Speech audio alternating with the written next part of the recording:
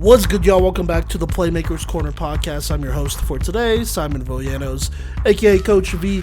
It is April 20th, 2026 when I am recording this here, and this is, I believe this is your Week 10 2026 Women's College Flag Football recap, and yes, it is your Week 10 Women's College Flag Football recap here. We're going to talk about all the games that happened from April 13th to April 19th here. We had some good ones. I know on the D3 level, you had some teams kind of closing it out here. NAIA, you had some teams playing in some games as well, as I know I want to say the GSAC is close to being done, and then the GSAC played their first ever conference tournament as well, and then I know the Conference Carolinas played their first conference tournament ever and named a champion. So a lot of exciting football to talk about. Let's hop right into it. All right, what's good, y'all? Coach V here, and I got your Week 10 D3 recap. I believe, I could be mistaken, but I double-checked a couple times. I believe this is the last week of the regular season for all D3 conferences. Next week is championship weekend, and so it should be very, very exciting as far as D3 games go, and we had some big ones here for sure. So let's go ahead and hop right into it, starting with Monday the 13th. Montclair State goes ahead and beats Keene 19-0. All scores coming in the first half here. Genevieve Farah led with 38 passing yards. Hadia Bell, 30 yards, 1 touchdown thrown and 2 picks. Bell also had 41 rushing yards and 2 rushing touchdowns, which led the team. And then you had Gina Marie Greenhall with 3 receptions for 28 yards and a receiving touchdown. Defensively for them, Bree Carter had herself a game, 9 flagpoles, 4 sacks. Also Serenity Muhammad with an interception there, as they came up big in that one. I think Playmaker of the game, I probably got to go with Bree Carter. 4 sacks and 8 tackles for loss is definitely not something you could ignore, though. For Keene, Jezreel Miranda led with 61 passing yards, 5 of 16, though, through 1 pick. And then her lead receiver, only 2 receivers caught a ball, but her lead receiver was Sella Leffler, who had 5 receptions for 61 yards.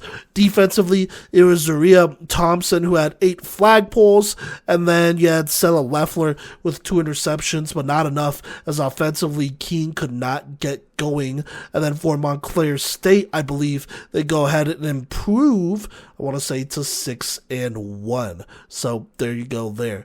Moving on to Tuesday, the 14th, Russell Sage would go ahead and lose a tough one to Hartwick, 30-8 here.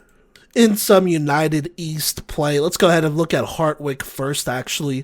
Audra Dahl, 83 passing yards, 1 touchdown, 1 pick, but most importantly, 108 rushing yards and a rushing touchdown. Zoe Sullivan also had a rushing touchdown there as well. Your lead receiver was Bailey McCoy, 3 for 53, and then Ellie Kalbach also caught a receiving touchdown. Defensively for them, Bailey McCoy had a big pick six, a 43-yard return. Ellie Kalbach had an interception as well for Hartwick. And then Callback actually led with 11 flagpoles. And then, like I said, McCoy with that big pick six. And then you had Zion Harrison with a sack for Hartwick, as they kind of rolled over just a little bit over Russell Sage. If I had to go ahead and pick a playmaker of the game, it'd be kind of close here, I'm not going to lie. But I think I'm going to go with Ellie Kalbach here. Had that receiving touchdown, obviously caught an interception, also led with 11 flagpoles and also a pass breakup. That is definitely something. For Russell Sage here, they got some decent passing yards, just couldn't really score a whole bunch. Bianca Rakudo here, 254 yards, 1 touchdown, 2 picks though, 31 of 52, which is not bad, just not enough scoring, like I said. Also add on another 39 rushing yards on 9 attempts here. Receiving wise, Haley Blake was productive, 12 for 120 21. NAIA Kelly, 14 for 97 here. And then Cassidy Weir led with a receiving touchdown, 3 receptions for 15. And then Kaylee Dean, 2 for 21. But like I said, just not enough scoring for this Russell Sage team. Defensively, Haley Blake, 9 flagpoles. Cassidy Weir had an interception, but just not enough as they just could not get on the board. It looks like they were able to drive up and down a decent amount here, but just not enough for Russell Sage, who I believe currently sits with 1 win on the season. This loss would drop them to 1-6, while Hartwick, I think, gets closer to 500 here. I want to say for Hartwick, this puts them at 3-4. So there you go there. Moving on to more United East play here. We have Keystone playing a Atlantic East opponent here, a non-conference opponent in Penn State's JUCO, and Keystone would go ahead and get a nice win, 19-6 over them. A 13-point second half would go ahead and allow them to separate from Penn State's JUCO, who had them tied at 6-6 at halftime. Looking at Keystone here, Desiree Stamps with a very efficient game, 16 of 21, 184 yards, 3 passing touchdowns, also 7 rushing yards. You have Jada Price, who's your lead receiver, 6 for 74 and 2 touchdowns. Tiana Bibbins caught that other touchdown there, and then you had Haley Hackett with 5 for 57, and then Fanira Arnett with 3 for 30, as the offense looked pretty good here. Defensively, Hackett led with 7 flagpoles. You also had interceptions from Neymar Alatorre and Tiana Bibbins as well. If I had to pick a playmaker of the game, I think I have to go with Desiree Stamps here. This seemed like a very efficient game for her, where she was able to get comfortable and spread out the ball pretty well. For Penn State's JUCO here, you know, I don't think as familiar with Keystone. Avery Brown only had 193 yards, 1 touchdown, 2 picks, also 34 rushing yards, but just not enough scoring here. Miranda Morstadt, 5 for 59. Kenzie Stoller, 4 receptions, 45 yards and a touchdown. And Michaela Johnson, 7 for 45. So they had some decent yards here, but just not enough scoring. Defensively, Abigail Jones led with 9 flagpoles, but no sacks, no interceptions, as Keystone gets a nice little non-conference win. I believe this would be, I want to say, their 3rd win of the season. Penn State's JUCO a lot closer to 500 here, though, as they go ahead and beat them. Keystone beats Penn State's JUCO 19-6. Moving on here, going to some Empire 8 conference play. We have Brockport playing Elmira, and Brockport gets kind of a big win. This one really wasn't that close here. They won 38-12. Brockport would score 13 in the 4th, but even then at half, it was still 25-12 as Brockport was in control. Madison Beardsley with a great game, a playmaker of the game performance. 218 passing yards, 5 touchdowns, 1 pick, 94 rushing yards on 15 attempts here. And then Megan Gerber, 38 rushing yards and a rushing touchdown. Receiving wise, Trelawney Harper had 3 receptions for 67 yards and 2 touchdowns. Addie Vandewater had 4 for 53 and 3 touchdowns. Very productive right there. And then right behind both of them was Grace Guarino here with 2 for 50. Defensively, Ariana Kennedy led with 10 flagpoles, and then Ava Seelbach had 2 interceptions.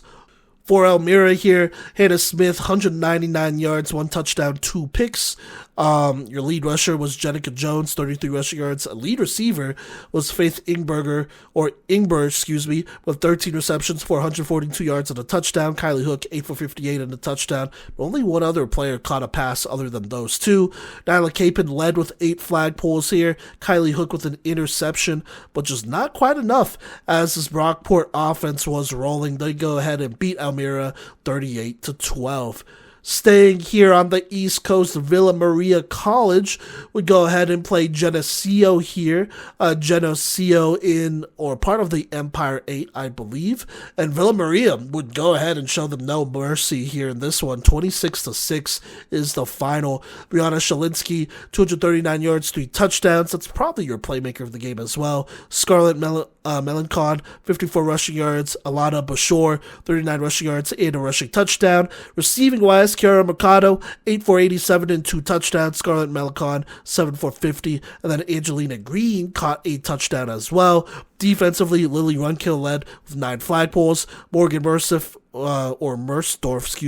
had a sack. And then Kiara Mercado had 2 picks, and Kiara LeBraden, I want to say, had an interception as well. As they played well on both sides of the ball. For Geneseo here, Ella Koopman, 167 yards, 1 touchdown, 3 picks. Just a lot of turnovers here. 65 rushing yards on 16 attempts. Lead receiver was Ken McKenzie, 3 for 54. And then Corina Dunn caught a receiving touchdown. I believe their only offensive touchdown of the game, which came in the 4th. And then defensively, Emily McLeod, 12 flagpoles. Right behind her was Jessica Chase with 10 and a sack. And then no turnovers forced, as this Geneseo team just played kind of a sloppy game against Villa Maria and fell to them 26-6. And then last game for Tuesday, Eastern goes ahead and plays Mercy, and Eastern continues to roll, as I believe they go to 15-2. They beat them 55-6. Mercy only 1 win on the season so far. Kira Green with a great game, 191 yards, 4 passing touchdowns, 1 pick. Kyla Massenberg, and Kira Green also had 11 rushing yards and a rushing touchdown, so 5 total touchdowns. Kyla Massenberg, 38 rushing yards, 3 rushing touchdowns. Dryad Johnson, your lead receiver, 6 for 63 and 2 touchdowns. Ayana Ridgeway and Damien Boyer with the receiving touchdown each, as offensively had no problem scoring and spreading the wealth there. Defensively, Dominique Geiger, 4 flagpoles and 2 interceptions. You also had a sack from Kyla Massenberg and 2 picks from Sanaya Tyler, and Jariah Johnson, each getting a pick. As a lot of people getting involved in this one, I'd probably have to go with Jariah Johnson as your playmaker of the game. Touchdowns, interceptions, she did it all. I think she represents how this Eastern team really played against Mercy here, and that was a complete game. For Mercy, Caitlin Conklin, 31 yards, 1 touchdown, 6 interceptions here. Lead receiver was Kayleese McClure, 3 for 13, and then lead flag puller, you had 2 of them. It was Kayleese McClure and Madison Brefka, each having 5 here. Rebecca McClure had 2 sacks, and then Jamie Stella had an interception, but not nearly enough, as Eastern continues to roll here with a 55-6 game. Moving on to Wednesday, we only have 2 games here, both on the East Coast. Let's go ahead and talk about it, starting with Russell Sage. They will go ahead and play Elmira here, and they would lose to Elmira 42-20. Let's look at Elmira. Hannah Smith with a bounce-back game, 223 yards, 4 touchdowns, 2 picks. Also add on another 30 rushing yards and a rushing touchdown, as she played great. Jenica Jones, 43 rushing yards and a rushing touchdown. Kylie Hook, 11 for 98 and 3 receiving touchdowns. Faith Ingber, 9 for 70 and a receiving touchdown. Nyla Capon, 3 for 41, as it looks like those 3 receivers were also the only ones to catch a ball in this game as well.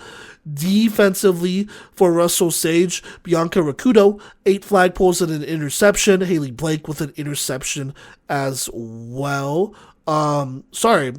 That's Russell Sage. Elmira, Nyla Capon led with 7 flagpoles. No sacks or turnovers, it looks like, for them. As offensively, it just looks like Elmira was on top of it against Russell Sage. And so if I had to pick a playmaker of the game, I think I got to go with Hannah Smith here. Nice bounce-back win for Elmira as they get the win over Russell Sage. Already went over the defensive stats for Russell Sage, so let's look at the offensive stats, where I feel like there were maybe a couple more issues here for them. And now, mind you, they would score 3 touchdowns, 20 points on the 4th quarter. Obviously, that is way too late here and could be considered garbage time, but let's just look at it. Bianca Rakudo, 190 yards, 3 touchdowns, but was 17 of 44. Also added on 48 rushing yards, but still, that is rough. Receiving-wise, Haley Blake, 5 for 66 and a touchdown. Kaylee Dean, 5 for 45 and a touchdown. And Cassidy Ware here, 2 for 41 and a receiving touchdown, as they would score at the end, but just not nearly fast enough here. Just not doing anything really in the last 3 quarters, despite the defense playing relatively well. But Elmira goes ahead and beats Russell Sage by 22, 42-20 in that one. Moving on here, Radford would go ahead and play Hollins in a close one where Radford would not score until the third quarter, and when they did would score 24. Hollins was actually up 13-0 at half, and so 24 points. I think Hollins would score one more, so a 24-6 run here. Radford goes ahead and wins big.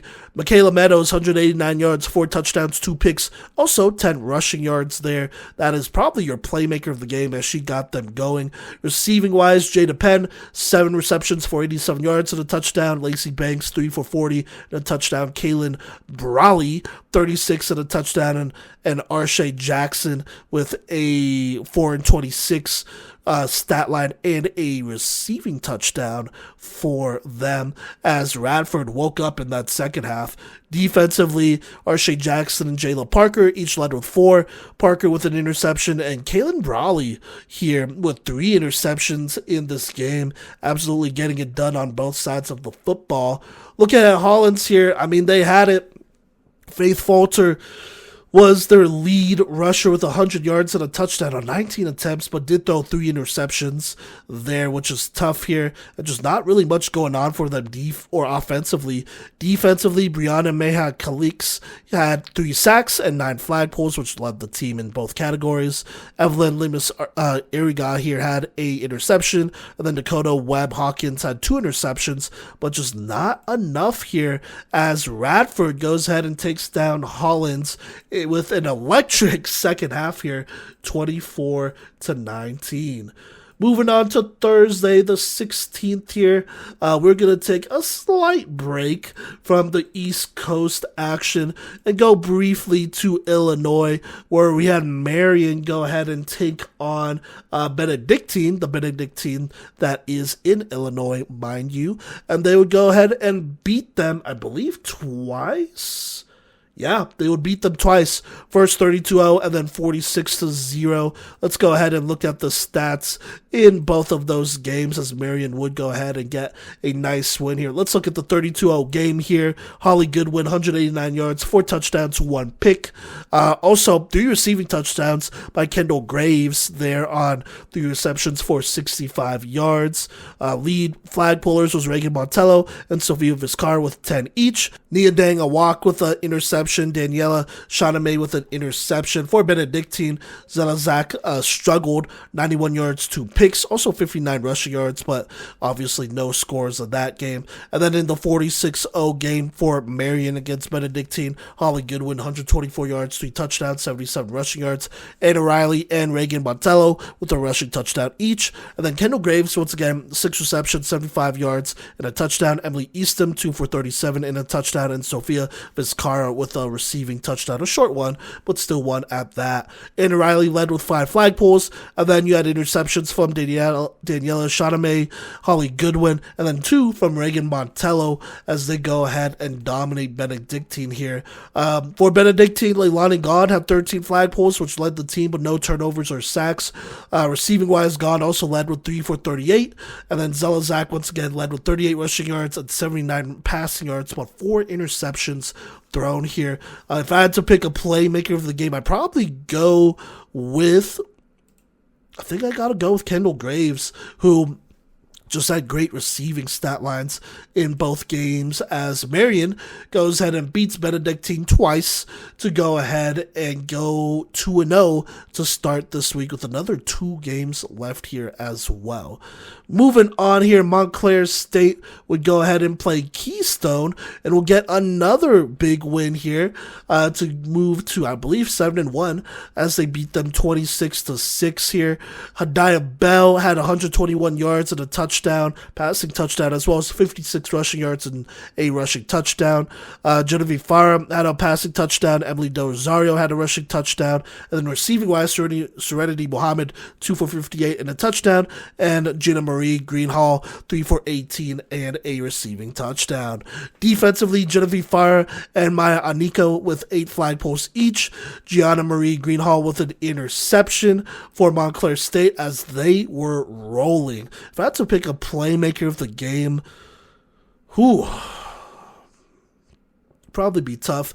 But Bell, only 3 incompletions in this game. That is definitely something to be impressed about.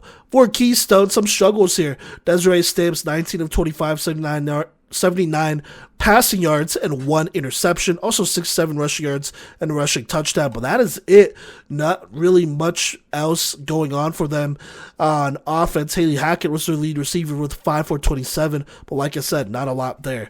Defensively, Tiana Bibbins had 5 flag pulls, and then Haley Hackett had a sack, but not enough as Montclair State, only 1 loss so far on the season, drops Keystone with this 26-6 win. Okay, now moving on to Friday the 17th, Aurora out in Illinois would go ahead and play NAIA Siena Heights and lose a close one, 20-19. They would then play Wittenberg and they would beat them 48-12, splitting on the day. And then the other 2 games we have from Friday, Hartwick would go ahead and play Elmira here, and it looks like this was a close one, as I want to say Elmira goes ahead and beats them 36-28 here. Hannah Smith with a great game, 383 yards, 4 touchdowns, 1 pick here. Faith Ingber with your leader in receiving yards and touchdowns, 9 for 138 and 2 touchdowns. Armiana Dixon, 7 for 101 and a touchdown. Kylie Hook, 12 receptions, 91 yards, and a receiving touchdown, as Hannah Smith really spread out the ball well for Elmira in that game. Defensively for Elmira, Nyla Capon co-led with Tania Gonzalez with 10 flag pulls each. Gonzalez with a sack, Ariana Dixon with a sack, Faith Ingber with a sack, and Dixon, by the way, with an interception, as she was just everywhere in this game. But I got to give it to Hannah Smith, who just put the pressure on that Hartwick offense to match them, and they just could not here. Speaking of, Audra Dahl for Hartwick, 116 yards, 2 touchdowns, 1 pick. Not the worst, but also 224 rushing yards and 2 rushing touchdowns, as she really left it all out there, but not much going for them, as they just couldn't quite outshoot Elmira here. For Hartwick, Bailey McCoy, 2 for 53 and a touchdown. Ellie Kalbach, 3 for 10 and a touchdown as well. And then defensively, Kalbach led with 14 flag pulls. Heaven Levere with a sack. Reese Malfettoni with a sack.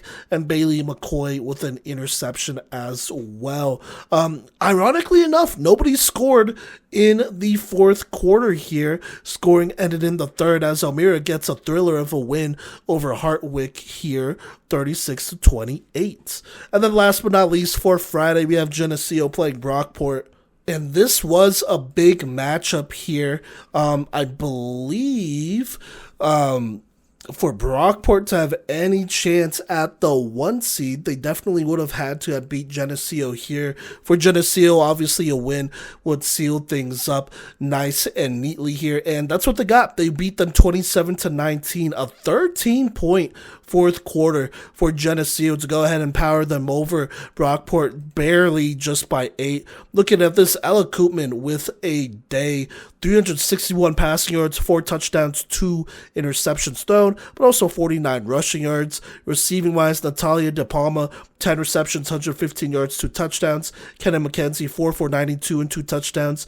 Abigail Ulrich, 8 for 85. Karina Dunn, 9 for 64. And Megan Howard, 4 for 25. Very productive on the offensive side of the ball. And then defensively, Caitlin Shoup, 9 flag pulls, which led the team, and an interception. And then you had Emily McLeod with an interception as well. For Brockport here, not bad, but just falling barely here. Madison Beardsley, 155 yards, 2 touchdowns, and a pick, and 90 rushing yards. Megan Gerber, 89 rushing yards and a rushing touchdown. Trelawney Harper, 7 for 90 and a receiving touchdown, as well as Hannah Rockstrom, 5 for 52 and a receiving touchdown.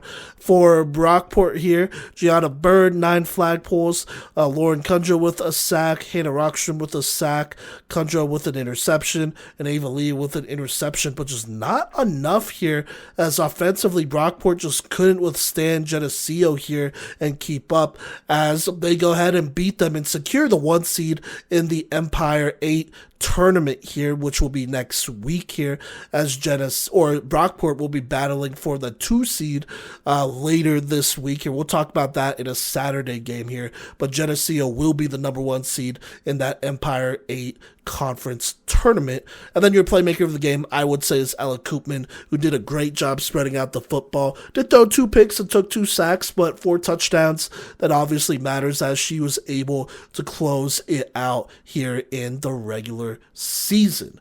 And so there you go there. That sets up a very eventful Saturday. I will say this before we hop into the Saturday games, that there was a game, Marymount and Eastern, that I went ahead and did a different segment for. So make sure you go ahead and check that one out later here after this D3 segment. But without further ado, let's just hop right into it. Wisconsin Oshkosh would go ahead and play Bryan Stratton, and they would fall to them 6-34. Holy Family would go ahead and play Centenary in some Atlantic East play, and they would beat them 32-13 here. Alice Davis, 87 passing yards, 2 touchdowns, 185 rushing yards, and a rushing touchdown here. Alana Clavel Lopez, 42 rushing yards and a touchdown, and Kieran Cusick with 31 rushing yards and a rushing touchdown as they kind of ran all over them in this one. Alexis Tina McLeod led with 2 receptions for 40 yards and a receiving touchdown. Clavel Lopez also caught a receiving touchdown, by the way. And then defensively, Clavel Lopez co-led in flagpoles with 6 along with Kylie Cooley. Clavel Lopez also had an interception.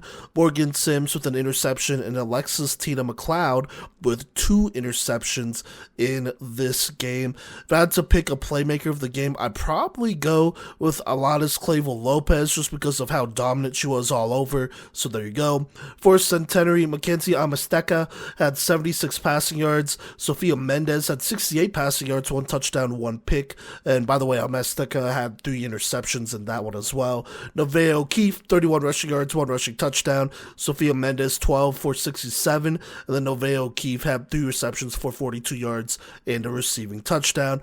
Defensively, it was Sophia Mendez who led with 13 flagpoles, but obviously not enough as Holy Family takes care of Centenary. Marywood will then go ahead and play Centenary right after, but Centenary would come out on top with a dominant 59-0 win. Sophia Mendez with a bounce-back game, 231 passing yards, 4 passing touchdowns. Nevaeh O'Keefe, 56 rushing yards and 2 rushing touchdowns. Receiving-wise, they spread out the ball pretty well here. Mackenzie Amasteka with, as your lead receiver here, 6 receptions, 71 yards, and a receiving touchdown. Vivian Mendez, 10 for 63, and 2 receiving touchdowns. Cameron Fulcher and Sophia Mendez, each with a receiving touchdown as well. And then defensively, it was Mendez who led with 7 flagpoles and 2 interceptions. And geez, almost everyone on their defense caught a pick here. Mendez, Amasteka had 2, Nevaeh O'Keefe had 1, Vivian Mendez had 1, and I will just have to go ahead and say I probably have to go with Sophia Mendez as your playmaker of the game in this one, as Centenary just dominated Marywood. For Marywood, Aaron Day was their lead passer, 183 passing yards, but 6 interceptions thrown. And then Maya Eberly, your lead receiver, with 7 receptions for 69 yards. Aaron Day, also your lead flag puller, with 8 for Marywood. Obviously not enough as they lost by a whole bunch. Immaculata would then play Chestnut Hill College, and they would take care of them 32-6 here. Devin Cosgrove, 119 passing yards, 2 touchdowns, 1 pick. Also a rushing touchdown on 11 rushing yards here. Doesn't look like there was a whole bunch of rushing yards, or I guess offensive yards, for this Immaculata offense here, but did score a decent amount. So there you go. Lead rusher had 30 rushing yards. Lead receiver, Eliana Zatskowski, had 4 for 44 and a receiving touchdown. Tiara Lawler with a 25-yard receiving touchdown as well. Defensively, Teresa Joppa led with 8 flagpoles and 2 picks, and that is probably your playmaker of the game, if I'm being honest there. Lawler also had a sack. Natalie Dodd had a pick, and Taylor Egan had an interception as Immaculata rode the defensive performances there to go ahead and win this one. For Chestnut Hill, offensively, just a lot of turnovers. Courteau and Dandy each had 2 interceptions each. Courteau had 114 rushing yards, or passing yards, and a passing touchdown, and then 21 rushing yards as well. Dandy, negative 29 rushing yards yards, which is definitely saying something. Receiving-wise, Dandy, though, 5 receptions, 65 yards, and a receiving touchdown. Nobody else would score. And then Caroline Cruteau led with 8 flagpoles, but not enough as Immaculata takes care of business. Moving on here, Newman would then go ahead and play Chestnut Hill, and they would just barely get by them in overtime with the score as they win 18-12. Kayla Maish, 1 touchdown, 2 interceptions here. Chloe Blue and Haley Strecker each threw a pick, though, but Kayla Maish, 2 rushing touchdowns on 96 rushing yards, and then Shannon Duffy was your lead receiver, 5 for 26 and a receiving touchdown. Kayla Maish is probably your playmaker of the week, or not playmaker of the week, playmaker of the game for Newman in this one, scoring 3 touchdowns, all 3 to go ahead and give them the win here. Defensively, Ariel Noble led with 10 flagpoles and 3 sacks. Sam Knight and Archelle Weston each had an interception as well. For Chestnut Hill, Cruteau had 76 passing yards and 31 rushing yards, and was the leader in both. Raquel Dandy had 39 receiving yards. Marianne, I think it's Delau, had 2 receptions for 38 yards and a receiving touchdown as their leader in receiving touchdowns. And then defensively, Cruteau and Kalia Brown each had 9 flagpoles. Cruteau with 3 interceptions in this one, Brown with 1 sack, and Raquel Dandy with an interception. Just not enough there, as offensively they could not finish drives really, as Newman would go ahead and beat them 18-12 in, like I said, a relative close one, but a tough one for Chestnut Hill to drop regardless. Moving on, Eastern would go ahead and play Wagner, who I want to say is a junior college, and Eastern would beat them 14-6 in kind of a close one here. Kira Green, 191 passing yards, 2 passing touchdowns on 22 of 28 here.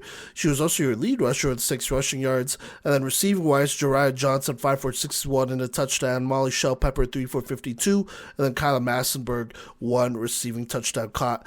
Defensively, Massenberg led with 9 flagpoles and 6 tackles for losses. Adriana Somerset with an interception as well. I will probably have to say that Kyla Massenberg is probably your playmaker of the game. 6 tackles, pulls for losses, not nothing. So there you go there. Eastern goes ahead and beats them.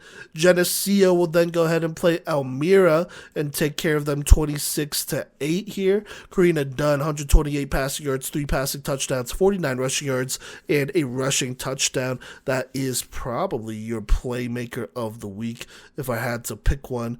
Or sorry, playmaker of the game. I keep saying of the week. Playmaker of the game if I had to pick one from this. Karina Dunn, 49 rushing yards and a rushing touchdown. Natalia De Palma, 4 for 97 and 2 touchdowns. Abigail Ulrich, 5 for 28 and a touchdown for Geneseo.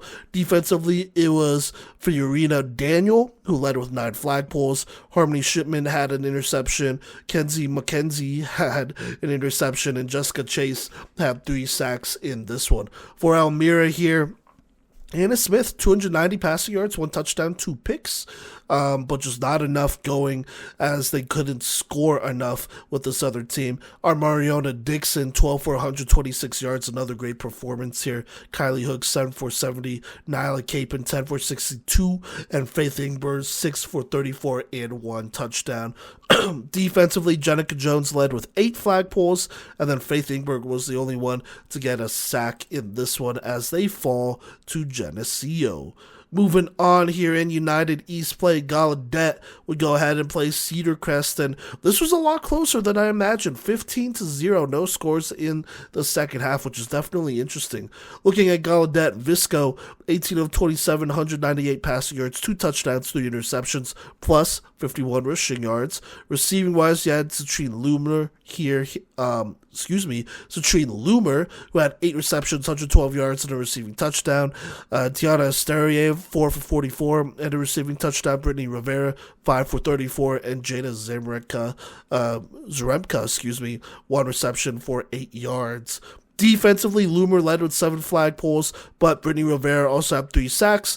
Hadassah Schuyler also had a sack, and it looks like Shaylin Johnson also had a sack, but could definitely only pick one here as You definitely love to see Brittany Rivera there with 6 flagpoles and 3 sacks, so I'm going to go with her. Also, 5 receptions, 34 yards on offense.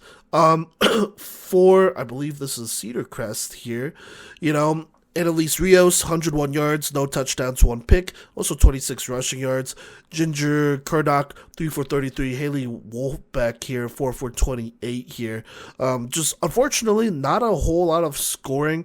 You got to be able to move the ball back and forth here. And it just kind of felt like at some point Gallaudet was just going to continuously get the first down and score and all that. Apparently, as I don't know what happened there for Cedar Crest, but this was kind of a close one, just unfortunately not a win.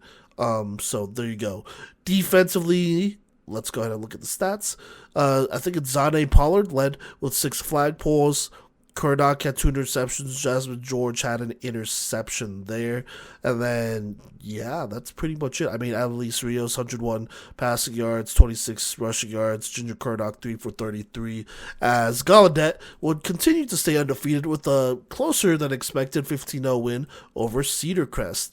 Gallaudet would then play Keystone, and they would beat them 32-6 with some sure finality here. Gianna Visco, 232 yards, 5 touchdowns to 2 picks, 31 rushing yards as well. Receiving wise, Citrine Loomer, 8 for 157 receiving yards and 3 receiving touchdowns. Evangeline Diaz, 2 for 21 and a touchdown as well. Defensively, Alona Zafty had 13 flagpoles and a long 37-yard return on an interception. Shaylin Johnson also catching an interception as well for the squad as they dominated on both sides of the football. Citrine Loomer, though, is your playmaker of the game. 10 flagpoles, also 157 receiving yards and 3 receiving touchdowns in a fantastic performance against Keystone College here. Now for Keystone, Desiree Stamps, 138 yards. That's your passing leader. Jada Price had a passing touchdown as your passing touchdown leader. Desiree Stamps was your rushing leader of 49 for Keystone. And then Tiana Bibbs, 6 for 58 here. Desiree Stamps did catch a 44-yard receiving touchdown, so there was that. Haley Hackett led with 9 flagpoles. Desiree Stamps with a sack. Fenaria Arnett and Haley Mowry each had an interception, but not enough as Gallaudet stays undefeated. Moving on to some Empire 8 play here. Brockport versus Hartwick in a very important game that I feel like decided some positioning in these Empire 8 Conference Championships later this week. Brockport goes ahead and wins in a close one, 27-25 here. Megan Gerber, 109 passing yards, 1 touchdown, 1 pick. Madison Beardsley, 96 passing yards, 1 touchdown, 1 pick, as there are only 7 attempts away from each other. Gerber did have 137 rushing yards and 2 rushing touchdowns, which probably makes you the playmaker of the game right there. And then Addie Vandewater was their lead receiver, 6 receptions, 82 yards, and 2 receiving touchdowns for Brockport. Defensively, Ariana Kennedy led with 10 flagpoles and a sack. Lauren Kundra had an interception, and Megan Gerber had a sack as well, but not enough as Brockport gets past the Hartwick Hawks here.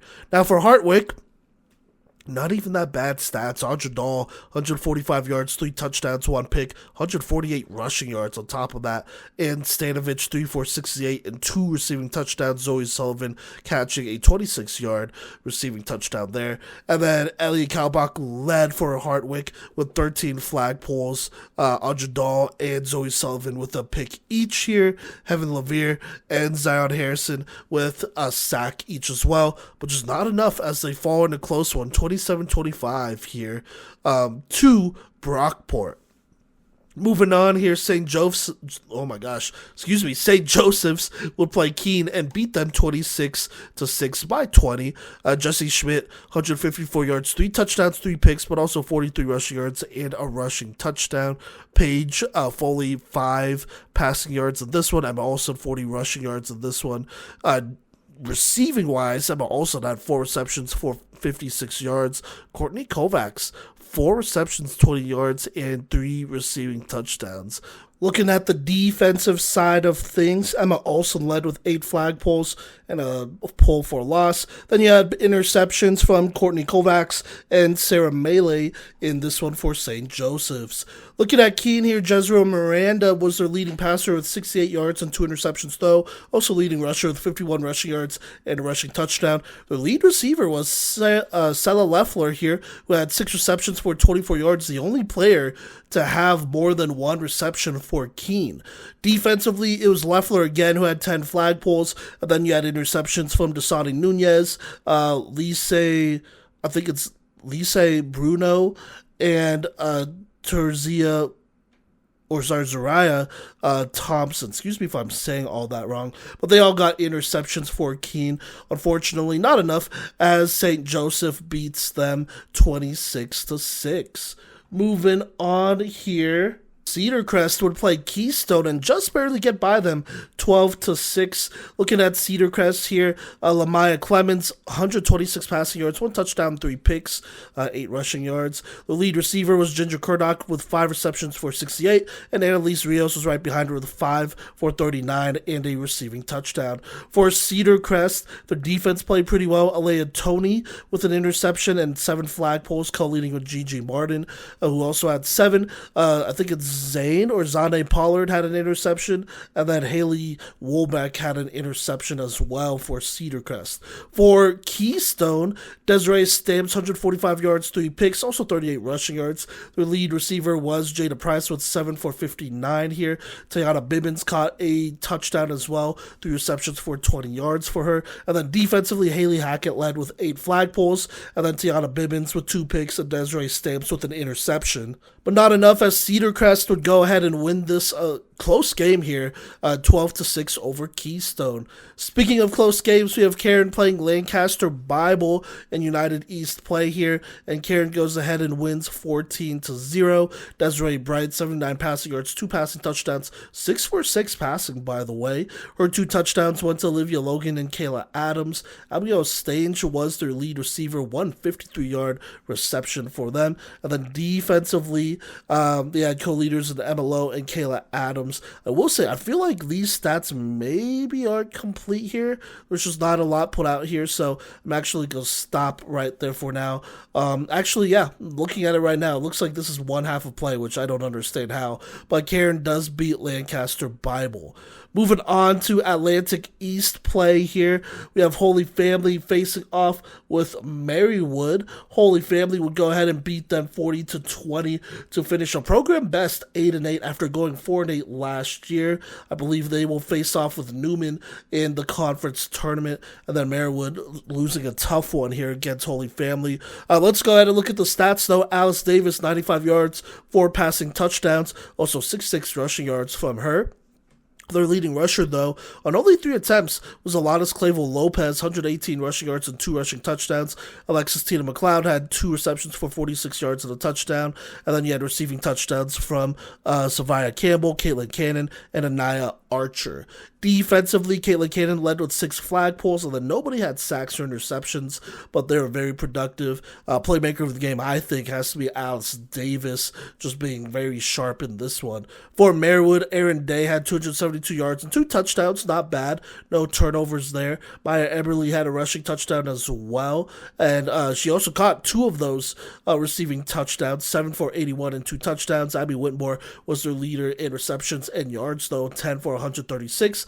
And Kelsey Green 8 for 55, as Marywood just could not score enough to keep up with Holy Family. And then defensively, I don't know if this is complete here, but their lead flag puller is Kelsey Green. Actually, only 3 players listed with flag pulls, which tells me that that might not be complete. But regardless, Holy Family does beat Marywood 40-20. Moving on, staying in conference, Immaculata plays Newman, and they beat Newman 23-0, scoring all their points in the second half here. Devin Cosgrove, 77 yards, 1 passing touchdown. Tierra Lawler, 1 rushing touchdown for them, and then Jacqueline Molini with that receiving touchdown, 6 receptions for 50 yards there. Defensively, for Immaculata, they were rolling. Got a shout out Eliana Zatskowski, who had 3 interceptions in this game. Jacqueline Molini also had 2 interceptions, but I'd have to say Zetskowski is probably your playmaker of the game. Kalia Gaines had 3 sacks, and this one was also the leader in flagpoles with 6 against Newman. For Newman, just couldn't really get on the board here. Chloe Ballou, 51 yards, 4 interceptions thrown. Kayla Mayshall, actually everyone had negative rushing yards. And then receiving-wise, Shaden Duffy led with 4 for 21. Defensively, Marie Berry had 10 flagpoles, and then Arian Noble had a sack, which is not enough, as Immaculata goes ahead and shuts down Newman in this one. Moving on here, Cairn would go ahead and play Penn State Harrisburg, and Penn State Harrisburg would win 41-0, just absolutely dominating this one. Nadia King, your leading passer for Penn State Harrisburg, 168 passing yards, 1 touchdown, 1 pick, but on the ground, 51 rushing yards and 3 rushing touchdowns. That's probably your playmaker of the game there. Defensively, Mila Guess had 4 for 57, Azariah Bryant Franklin 3 for 40, and Naira Perez 5 for 24. And then it looks like Adrienne Bradshaw had 2 receptions for 18 yards and the lone receiving touchdown. Defensively for Penn State Harrisburg, Bianca Williams had 7 flagpoles. He also had a long interception by Azariah Bryant Franklin and 2 by Jordan Carpenter as they took care of Cairn on both sides of the ball. For Cairn, Desiree Bright was their leading passer, 212 yards, 3 picks. Their leading receiver was Olivia Logan, 9 for 60 here, but no scores out of Cairn. Defensively, Katie Morrell had 5 flagpoles here, but that was not enough either, as Penn State Harrisburg goes ahead and separates themselves just a little bit from Cairn. Up next, Penn State Harrisburg would go ahead and beat Lancaster Bible 61-0. Nadia King with another great performance, playmaker of the game for sure. 326 passing yards, 7 passing touchdowns, 42 rushing yards, and a rushing touchdown. Her lead receivers were Jordan Carpenter, who had 8 for 110 yards and 2 touchdowns, and Mila Guest, who had 4 for 102 and 3 touchdowns. Adrienne Bradshaw and Madeline Kennedy each caught a receiving touchdown as well. Defensively for them, Bianca Williams and Natasha Peoples led with 6 flagpoles each. Peoples with an interception, as well as 2 for Jordan Carpenter. For Lancaster Bible, Katie Cameron, 11 of 16, 43 yards. Anna Fish, 40 rushing yards. And then Fish was also your lead receiver with 7 for 26. And then defensively, Anna Fish was also your lead puller with 8 flagpoles for Lancaster Bible, as Penn State Harrisburg goes ahead and wins big. Staying over on the East Coast here. Still talking about a Penn State team, but it is Eastern versus Penn State Schuylkill. Eastern goes ahead and beats down Penn State Schuylkill 47-0 here. Kira Green with a sensational game, 185 yards, 5 touchdowns, 1 pick. Kyla Massenberg, 123 rushing yards and 2 picks. Then you had Damien Boyer with 57 yards and 2 receiving touchdowns. Kendall Williams, 2 for 41 and a touchdown. And Molly Shellpepper, 3 for 30 and a touchdown. Defensively for Eastern, Shellpepper led with 4 flagpoles and 3 interceptions in this game, which is definitely not nothing here. You also had interceptions from Drea Johnson, who had 1, and Damien Boyer, who had 2. But if I had to pick a playmaker of the game, it's probably Kira Green, who was able to spread out the ball pretty well. For Penn State Schuylkill, not a great way to approach the ending of your season here with this loss. Avery Brown, 101 yards, 5 interceptions thrown. Kenzie Stoller, 60 passing yards, and another interception thrown. Also had 22 rushing yards. Their lead receiver was Miranda Morstadt with 6 for 44. But they were just not able to score in this game. Kayla Hill led with 6 flagpoles for the defense, and then Miranda Morstadt also had an interception. But the effort was not worth it, as Eastern continues to roll 47-0 over Penn State Schuylkill. Penn State Schuylkill will then play Marymount, as it just does not get easier, and they lose big again, 66-0. Just a tough way to end their season here in the regular season. Kara Vollmer, 161 passing yards, 5 passing touchdowns. Justania Velez, 32 passing yards and 2 passing touchdowns. Velez also had 41 rushing yards and a rushing touchdown. Brianna Lee, 36 rushing yards and a rushing touchdown. And Dakota Bright Brubaker, 11 rushing yards and a rushing touchdown. Receiving-wise, Caleb Barr and Alexandria Veltri each had 3 receiving touchdowns. Barr with 3 receptions for 81 yards, and Alexandria Veltri here 3 for 38. Defensively, offensively for Penn State School Coaches was not working out. 35 passing yards and 4 picks for Kenzie Stoller, who also had 23 rushing yards. And then receiving-wise, Amanda Burns, your lead receiver, with 2 for 18, but just not nearly enough here as Marymount goes ahead and takes care of Penn State School. If I had to pick... and this is a little tough.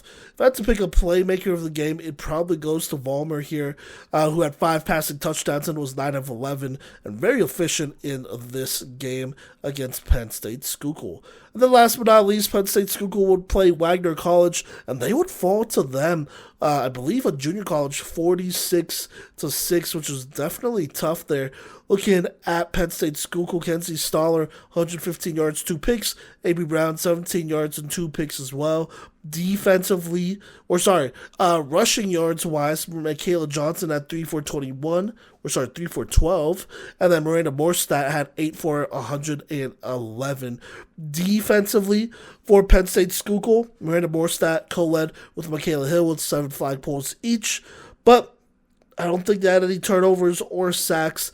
That is just a very rough way to go if you're Penn State Schuylkill, as they lose to Wagner 46-6. Last but not least here, one of the last games from Saturday, Eastern plays Wagner, and they just barely get by them, 14-6, all scores coming in the first half for everyone. Kira Green, 191 yards, 2 passing touchdowns, also 6 rushing yards for them. Receiving-wise, Jeriah Johnson, 5 for 61 and a receiving touchdown. Molly Shellpepper, 3 for 52. And then you had Kyla Massenberg, who had 2 receptions for 1 touchdown and 10 receiving yards. Defensively, Massenberg led with 9 flagpoles and 6 tackles for losses. Adriana Somerset also had an interception, as Eastern won kind of a close one. I don't know.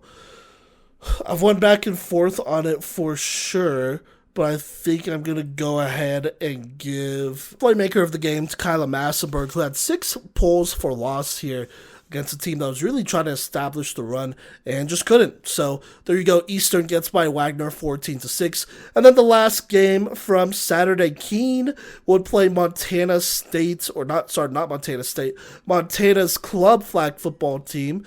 Shout out the Grizzlies over there. And Keene, as they should, goes ahead and beats them by a lot, 34-13 in this exhibition. Jezreel Miranda, 242 yards and 4 touchdowns. But Stella Leffler, have yourself a day, 12 receptions, 193 yards, and 3 receiving touchdowns. I think it's Terzia Thompson also had a receiving touchdown, which is saying something as well. Thompson led with 6 flagpoles, and then Leffler had an interception. Stella Leffler, obviously your playmaker of the game after this one. 3 touchdowns on 12 receptions and 193 yards is crazy. Add on another pick there, and that results in a keen 34-13 win over Montana. Now let's go ahead and move on to Sunday. Like I said, a lot of games here to go ahead and wrap things up. For the most part, I would say. Let's go ahead and start with Marywood. They would play Chestnut Hill College, and they would lose to them twice. First 44-0, and then 6-18. I'll bring up the box score for that 6-18 score just to kind of see how it went down. Chestnut Hill, by the way, would win 18-6. That's worth putting out there. Raquel Dandy, 115 yards, 2 touchdowns, 3 picks. Also 93 rushing yards, 8 a rushing touchdown. Urini Monero had 2 for 67 and a touchdown, and Caroline Coteau, 1 18-yard touchdown. And defensively, Raquel Dandy had 6 flagpoles and an interception for Chestnut Hill. Kalia Brown also had a sack for them as well. For Marywood, Aaron Day, 119 yards, 1 interception.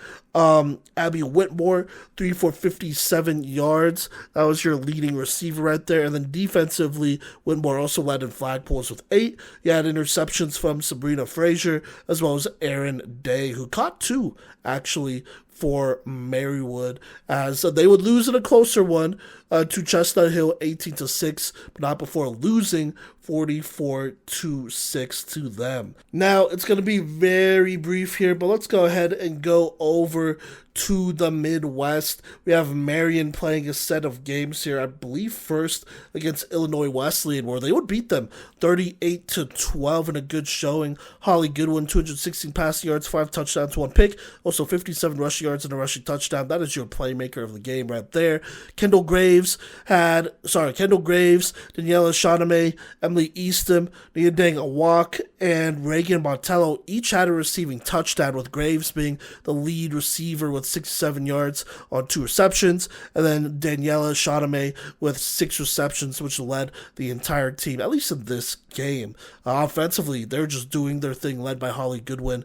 Defensively, they did their thing as well. Reagan Montello, 10 flagpoles here, but you had sacks from Anna Riley, Nadang Awak, who each had 2, and Sophia Vizcarra, who had 1. And then defensively, Kendall Graves had 2 interceptions. Danielle Shawname had 3 interceptions, as they kind of just rolled over Illinois Wesleyan. For Wesleyan, Emma Caniglia got the start and had 51 passing yards, 2 touchdowns, 2 picks, and then a net gain of negative 30 rushing yards there. Their lead receiver was Gabby Grasser with 3 for 31 and a receiving touchdown. Maylin Nunez also caught a receiving touchdown as well. And then Aisha Smith had 6 flagpoles in this game. That was the leader on defense for Illinois Wesleyan, followed by Stallings, who added on another long interception. But Marion goes ahead and takes care of business against them with the 38-12 win. Then, last but not least, they would go ahead and play Rockford here and just barely beat them thanks to a touchdown late in the fourth quarter. They would win 12-7.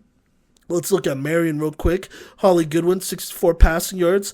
Daniela Shawname, 42 rushing yards. And Goodwin also adding on 24 rushing yards and a rushing touchdown. Reagan Montello, 5 receptions, 43 yards here for their lead receiver. And then defensively, you had co-leaders in Anna Riley and Reagan Montello, each had 5 flagpoles each, and then Kendall Graves with an interception as well. For Rockford, it does not look like Camacho Anderson played at quarterback here. It was the Quintasia Mills show, and there were some struggles. 69 passing yards, 1 pick, 71 rushing yards, and 1 rushing touchdown, as she was their most productive player. Takia Gray, 2 for 49. I think nobody else caught more than 1 ball other than her, so there you go. And then for Rockford, Kezia Jolcor led with 11 flagpoles. Tay Simpson had a sack, but not enough, as Marion just barely edges them out 12-7. All right, now let's go ahead and talk about this D3 matchup between Marymount and Eastern, a Atlantic East showdown here, where in the previous game earlier on in the season, Marymount beat Eastern, but leading to the end of the regular season, the winner of this game will basically, I believe the winner of this game would go ahead and lock up that 1 seed in the conference championship, as well as host the conference tournament as well here. And so a lot of implications in this big time game, with 2 teams that have really been playing some great football as of late. And so let's go ahead and hop into it. This wasn't the highest scoring game, so I'm going to skip around just a little bit, but definitely talk about the major parts. Starting here in the first quarter, after Eastern's first offensive drive, they would get a first down, but they would end up punting to Marymount. Marymount would take over, and on their first drive, they would march down to the red zone and eventually find themselves in a 4th and 6 situation, looking to score only 6 yards away. And here's what happens. Kara Vollmer, the experienced quarterback for Marymount, gets a snap, rolls out right, and finds Samaya Barnes to go ahead and put them up 6-0 with about 5:18 left here in the first quarter. On the PAT, Vollmer goes ahead and rolls right, makes the rusher miss, and then just runs it right up the middle untouched to make it 7-0 just like that. Now here in the second quarter, neither offense would score despite both of them getting some decent drives here, and so it would stay scoreless and pretty eventless leading into the third quarter. And mind you, at halftime, Marymount only has a 7-0 lead, so really anybody's game here. But to open the third quarter, Marymount would go ahead and get the ball, and it would be yet another patient drive, very similar to the first drive they took in the first half here, led by Kara Volmer, who goes ahead and caps off this drive with a short run into the end zone to make it 12-0. My apologies. Volmer was actually pulled short on the first touchdown PAT that they attempted there in the first quarter. So it was actually 6-0 Marymount leading at half. And then this touchdown that they would score after halftime at the start of the third quarter would go ahead and make it 12-0. Sorry, I thought she actually got in there. And so then on this PAT after their second touchdown, Volmer goes ahead and finds her check down. Couldn't quite see who it was over the middle. I want to say it's Jasenia Velez here. Could be wrong though, but she brings it in to go ahead and make it 13-0 with about 9 minutes left in the third quarter. So not quite out of hand yet for Eastern, but you know, if you let a team like Marymount continuously get the ball, eventually it just takes one long drive to really put Eastern in a tough spot and probably in a position to lose right away. And so Eastern, looking to go ahead and reply back, puts together a nice drive right after that one, which almost ends with an interception near midfield. Luckily, this throw by Kira Green was dropped, and then this drive almost ended again. They would get a first down here. I want to say it was either fourth or third down, and they're just trying to get past midfield, and they launch it. And unfortunately for Marymount, a couple players just got caught being a little bit too handsy here, and it was more than one, so it was very easy to see. So that's an easy PI call, and Eastern gets set up in the red zone because of that call here, and they go ahead and they hand it off to Jeriah Johnson, who punches it in to make it 13-6 with 2:01 left here. On the PAT, Kira Green decides to scramble left and goes ahead and gets it to make it 13-7. A very fortunate drive for Eastern that could have ended like any of their other drives, but this one, you know, they just got the right bounce, I should say. I don't want to say the lucky bounce because they still had to work for it, but they got some pretty decent bounces here and some bad Marymount mistakes to go ahead and get them back into this game. Now Marymount will go ahead and put together a drive starting here after that one, but their drive would pretty much end in early in the fourth quarter after starting late in the third. And so here we go, early in the fourth quarter, Marymount and Kara Volmer driving down the field. They are past midfield at this point, but Volmer gets a little bit too greedy and tries to risk a deep ball here. But this one is just intercepted by Dominique Geiger to go ahead and put Eastern in business with just over 9 minutes to play here. I think Volmer was just trying to get a little bit too much here, forcing a ball that just wasn't quite there. And so Eastern with a chance to go ahead and either tie the game potentially with a touchdown or even win it or take the lead with the PAT. And so here's what happens. Eastern would go ahead and get this drive started. Green rolling right here, finds a later, I think it's Reapin on a short throw, who goes ahead and breaks a flagpole here and then gets some more yards, getting downfield down this right sideline for a massive gain that goes ahead and flips the field for Eastern, putting them on the other side. First down here, Green goes ahead and rushes left here, resets, and then launches one deep, splitting the safeties. This throw is on the money, but it is dropped just past the safeties here. This was a perfect throw, if any, but unfortunately, the would-be touchdown pass would be dropped. And so I will say, though, actually, fortunately, it would be dropped for Marymount, but for Eastern on the same play, it looks like a Marymount rusher pushed down the blocker here. So now it'll be 1st and 1 close to the red zone. Not quite in the red zone, but close to it with about 5:24 left. Plenty of time here. On the next play, Green goes ahead and goes left, escaping pressure, throws to Jeriah Johnson, but a Marymount player steps up in front, tips it up instead, and it is picked off, almost picked off actually. It's tipped up by a Marymount player and almost picked off by another Marymount player next to her, so 2 players getting their hands on it, but instead it just gets tipped up over and over again until Jeriah Johnson, who just happens to be standing behind these Marymount players here, brings it in and almost scores here running out left, but is stopped just a little bit short here. And so a missed opportunity by Marymount for this interception, but for Eastern, they go ahead, they call a timeout at 4:29, but it is now 1st and 3 in the red zone, 3 yards away from totally changing this game here. And so here's what happens after the timeout. Green with the snap, runs left and reaches it out, but she is stopped just short here, maybe a yard or so short. They go ahead and call it 2nd down here, and then they call a play here, and it's a handoff to Drya Johnson up the middle, but once again, stop short. It's about 3rd and 1. I think they go with the same play by Green, but this time she is stopped short here. And then they come back for a 4th down play. I believe the 2-minute warning hits, and then they come back for the 4th down play. And Eastern, instead of trying to run the ball, lines up in something more pass indicating here, pass friendly. And this is what happens. Green goes ahead and fakes the revert or the jet sweep here on the play action, and then finds Drya Johnson on the screen. She makes a player miss and walks it in to go ahead and make it 13-13 here. Just a great play call using that run recognition and just using that against them, running a classic play action and something simple to get one of your more shifty players in space. She makes the play happen, and we now have a tied game.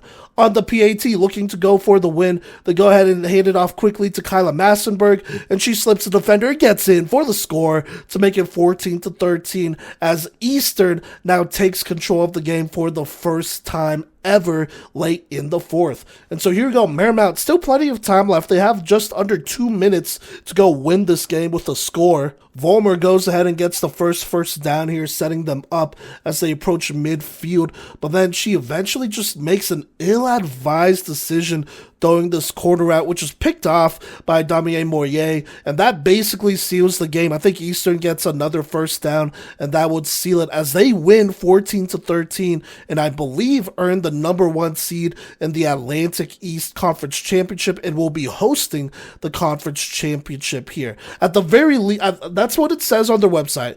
As of today, April 19th, I'm just putting that out there. Maybe it changes here, but I know at the very least they do split a season head-to-head with Marymount now, so that definitely makes things interesting for them. But this is just a massive win for Eastern. You know, they played Marymount earlier on in the year, and it wasn't really a close game. They played them earlier, and then after that they play more games, and then late in the season they play Marymount again, and not only is it a closer game, but they beat them. That definitely shows that Eastern is here to play, and that they are very much the contender that Marymount is here in the Atlantic East, that has seen a lot of development this season, specifically from Eastern, and so that is absolute growth that you love to see there.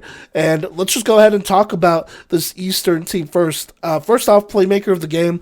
I mean, I watched this game. I gotta say, Drya Johnson has to be the playmaker of the game.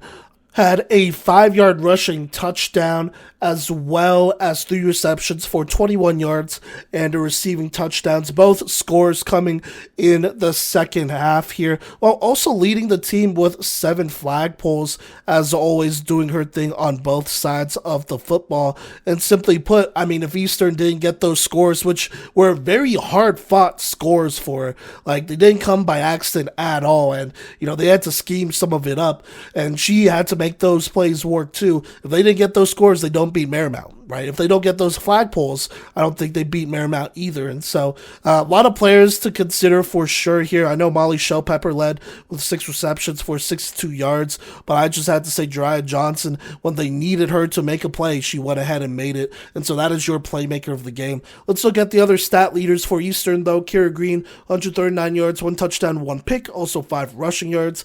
Kyla Massenberg was your lead rusher with 36 rushing yards, also had a rush that would put them up by a score, the only one that Drya Johnson didn't score there. Molly Shellpepper, like I said, 6 receptions, 62 yards, put out at receiver a little bit more, which is definitely an interesting wrinkle if you are other teams looking out for that. And then, like I said, Drya Johnson did her thing. Defensively, Johnson did lead in flag pulls, but you also had Kyla Massenberg with 6 flag pulls, and then Dominique Geiger as well as Damier Mourier with an interception each, which were all instrumental in this win over Marymount. Now looking at Marymount's stats here, and then we'll talk about them in a minute. Kara Vollmer, 15 of 23, 126 yards, 1 touchdown, 2 picks. Just not maybe the best game she could have played. Also had a 5-yard, ran 5 times, but for no gain. Did get a rushing touchdown, though, so there is that. Rushing-wise, Jusenia Velez, 8 for 55, 1 pass attempt for 10 yards, it looks like. That was completed. Also, 7 receptions for 62 yards. Kayla Barr, 4 for 55. Samaya Barnes, 2 for 8, and a touchdown there. And then for Marymount. Defensively, Dakota Bright Brubaker led with 5 flagpoles. You also had an interception from Jayla Thompson, but just not enough to beat Eastern. Now, granted, this was a very close game still, but I just watching this game and just watching this offense, I felt like there were just too many opportunities left on the field here where the offense could have came away with maybe better field positioning that could have led to better scoring opportunities and extended drives, and they just missed it. I think they were trying to force a couple plays, especially late here. It felt like they were trying to force a couple plays late instead of just taking what's underneath and making someone miss here. And unfortunately, they forced those plays into the hands of some of the best athletes that Eastern has. And if you're Marymount, you just have to be a little bit more patient than that. And you kind of expect them to be more patient than that, considering they are the defending conference champions and have been here before. And so, I said this with the Baker Kansas Wesleyan game. If you are Baker, you could either wake up, or sorry, not Baker Kansas Wesleyan, Baker Midland. I said if you are a Baker, you could either wake up and use this as motivation and look back at this as the turning point in your season, the true turning point in your season, or you can let it weigh you down a little bit, which really you don't have time for because the conference tournament is this week here, and you just let those same mistakes fester. But for Marymount, I know for a fact that they can play better than that. They did play better than that against Eastern. That's pretty much the same Eastern squad earlier on in the year, and it just wasn't their cleanest showing. And so we'll see. That'll be a storyline to look out for. Will that catch up with the Marymount, in the postseason? I know earlier on in the season, there were maybe some questions about how sharp this team was, and they just didn't seem super sharp, this game. And so if it could happen once, it could definitely happen twice here. But even then, it's a one-score game. It's just one of those games that if you're a Marymount, you could have put away a lot sooner and then let Eastern hang around and score all their scores in the second half, right? And so we'll see what happens for Marymount. We'll see what happens for Eastern, but another banger of a game as it is heating up here in the Atlantic East. Eastern goes ahead and gets a big win, 14-13 over rivals Marymount. What is going on, folks? This is Gino with the Playmaker's Corner podcast, and today we will be recapping the final week of the regular season for the NAIA division in the 2026 Women's College Flag Football season. We will also be checking out what happened in the GSAC tournament and who took home the first ever GSAC tournament championship. With that all being said here, let's go ahead and jump right into this GSAC tournament and see what happened there. First up here, La Sierra survived a close one against Arizona Christian. They won this one by a score of 21-13 to advance to that conference championship here. Let's go ahead and check out the stats. For La Sierra, their QB, Ariana Rivera, had a very efficient game. She went 24 for 31, 145 passing yards, 2 passing touchdowns, and 1 interception. Her leading receiver in this one by far was going to be Kaylee Mejia with a team-leading 13 receptions, 71 receiving yards, and 1 receiving touchdown. You also have Matea Verdugo, who had a huge game with 8 receptions, 57 receiving yards, and 2 receiving touchdowns in this close game here. Defensively for La Sierra, Jasenia Valdez led the way here with 10 flagpoles, and Gia Aldama had an interception. Now looking at Arizona Christian stats in potentially their last game of this 2026 season, their QB CeCe Macagnano went 22 for 42 with 176 passing yards, 2 passing touchdowns, and 1 interception. Her leading receiver was Alina Tobar with 7 receptions for 59 yards and a touchdown. And then Aneli Alba actually had a great game as well with a team-leading 8 receptions, 53 receiving yards, and 1 receiving touchdown. Looking on the defensive side of the ball, it was Shea Gonzalez all day here for Arizona Christian. She had in this game a team-leading and an overall game-leading 13 flag pulls and an interception in this one. Great game here for Gonzalez. And then Jada Griego, sorry if I mispronounced that there, she had 6 flag pulls and a tackle for loss. And then Bella Huguez had a sack. We're going to keep things rolling now and check out this game between number 10 ranked Hope International and Simpson University. Hope International got a massive win here, 44-8, and they will be advancing to the GSAC championship against La Sierra very shortly here. Looking at the stats in this one here, it looks like Anahi Morales had a great game. She went 20 for 27, 187 passing yards, and 2 passing touchdowns. She wasn't done there, though. She also added 41 rushing yards and 2 rushing touchdowns on 5 attempts. Her leading receiver in this one was Anna Sedic with 3 receptions for 61 yards and a touchdown. You also had Jania Haley, who also had another receiving touchdown here for Hope International. Defensively, they forced 4 interceptions, with 2 of them going to Madison Powell, 1 going to Jania Haley, and another one to Larissa Perez. Let's check out the stats here for Simpson in what is most likely their final game of this season. Sophia Wright struggled in this one. She went 16 for 37 with 137 passing yards, 1 passing touchdown, and 4 interceptions. Her leading receiver in this one was Kylie Schultz by far with 8 receptions for 71 yards and a receiving touchdown.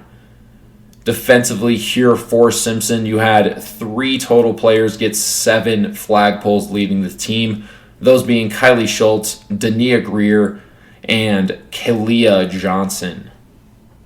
And now, folks, we are now on to the GSAC Championship, the first one of its kind. This one between number 10 ranked Hope International and La Sierra, 2 teams that have already faced off this season, with Hope International getting the best of La Sierra in this one as well here, with a 13-7 win to win the first ever GSAC Conference Championship here. Congratulations to Hope International. Let's go ahead and check out the stats in this one. Anahi Morales ended her regular season going 21 for 29 with 185 passing yards, 1 passing touchdown, and an interception. She also added a rushing touchdown here in this one. Her leading receiver was Madison Powell with 6 receptions for 80 receiving yards. You also had Layla Mays get the lone receiving touchdown here for Hope International. Defensively here for the Royals, Madison Powell led the way big time here with 12 flag pulls and a tackle for loss. Larissa Perez also had a big game with 7 flag pulls and a tackle for loss in this championship game here for Hope International. Looking at La Sierra in potentially their last game of the season here, Ariana Rivera went 31 for 47 for 250 yards, a passing touchdown, and no turnovers. Her leading receiver was Haley Medina with 8 receptions for 69 receiving yards. And then Matea Verdugo had a great game with 7 receptions for 49 receiving yards and a receiving touchdown. Looking at the defensive side of the ball for La Sierra, Mackenzie McMillan ended the year with an interception. And then Ayana Goodwin had 2 sacks in this one. I want to congratulate La Sierra for a fantastic first official season as a program. And Hope International, we will be seeing you here in Florida in May to see what happens in that NAIA national tournament. Congratulations to the Royals players and coaches on a fantastic season, and we look forward to seeing you guys in May. Let's go ahead now and check out some other key games here from Week 10. We had some great games from the Independents as well as the KCAC Conference, with both of those sets of teams here finishing up their regular season. The first game I want to highlight, Lindsey Wilson, number 16 ranked Lindsey Wilson, that is. They survived a comeback against Emmanuel with a 13-12 win there to close out their regular season ahead of the Independence Tournament. Checking out the stats here, their QB Amaya Pablo went 19 for 34 for 173 yards, 2 passing touchdowns, and an interception. She went ahead and added 53 rushing yards on 7 attempts as well.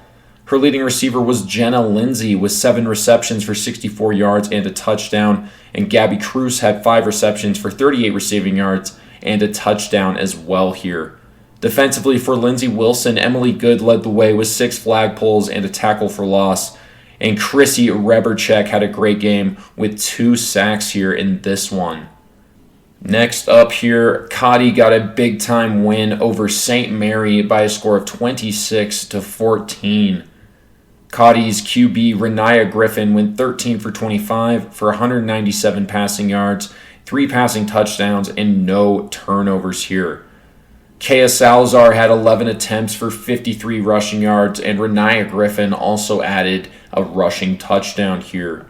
The leading receiver for Kodey was Zytalia Botts with 4 receptions for 105 yards and a receiving touchdown. You also had Dominique Duraco Franklin with 7 receptions for 64 yards and a receiving touchdown. On defense here for Kodey, it looks like Renaya Griffin had a massive game as well on defense with 2 flag pulls and 2 interceptions.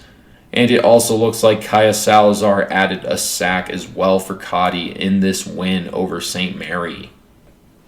Staying in the key games here, it looks like Siena Heights handed number 20 ranked Aurora University their first loss as a program.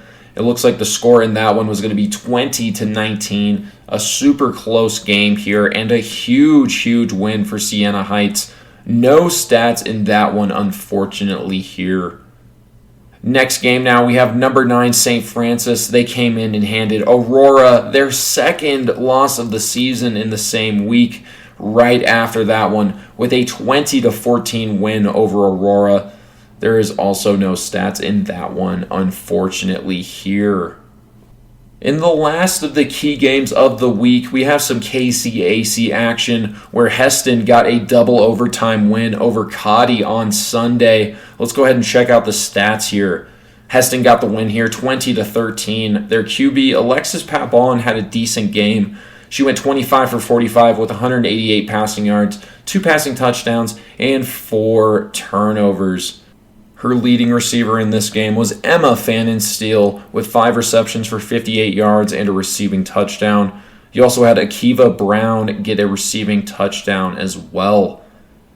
On defense here for Heston, they had a very solid game with Emma Fannin Steele getting an interception as well as Akiva Brown. She had 2 interceptions in this one. And you also had Lauren Payne with 6 flag pulls, which led the team, and she added a sack there as well.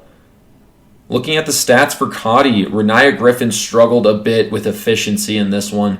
She went 15 for 42 for 165 yards, 2 passing touchdowns, and 3 interceptions here. Her leading receiver was Zytalia Botts, no surprise here, 5 receptions, 30 receiving yards, and a touchdown. Jonalyn Tolentino also had a receiving touchdown, and Envy Jackson had 1 reception for 49 yards. Defensively for Kodey in their final regular season game, they had some players definitely step up here. Monica Blanc had 4 sacks. Kayla Salazar led the team with 12 flag pulls and a sack. You also had Renaya Griffin with an interception, Zyteli Botts with 2 interceptions, and Dominique Duraco Franklin with an interception as well here. So definitely some big performances on defense for Kodey despite the loss. So now that we have the key games locked down here for the NAIA division in Week 10, let's look at the rest of the landscape here across the week. We had number 6 ranked Baker shut out Kodey 24-0 in their last game of the regular season ahead of the KCAC Championship Tournament.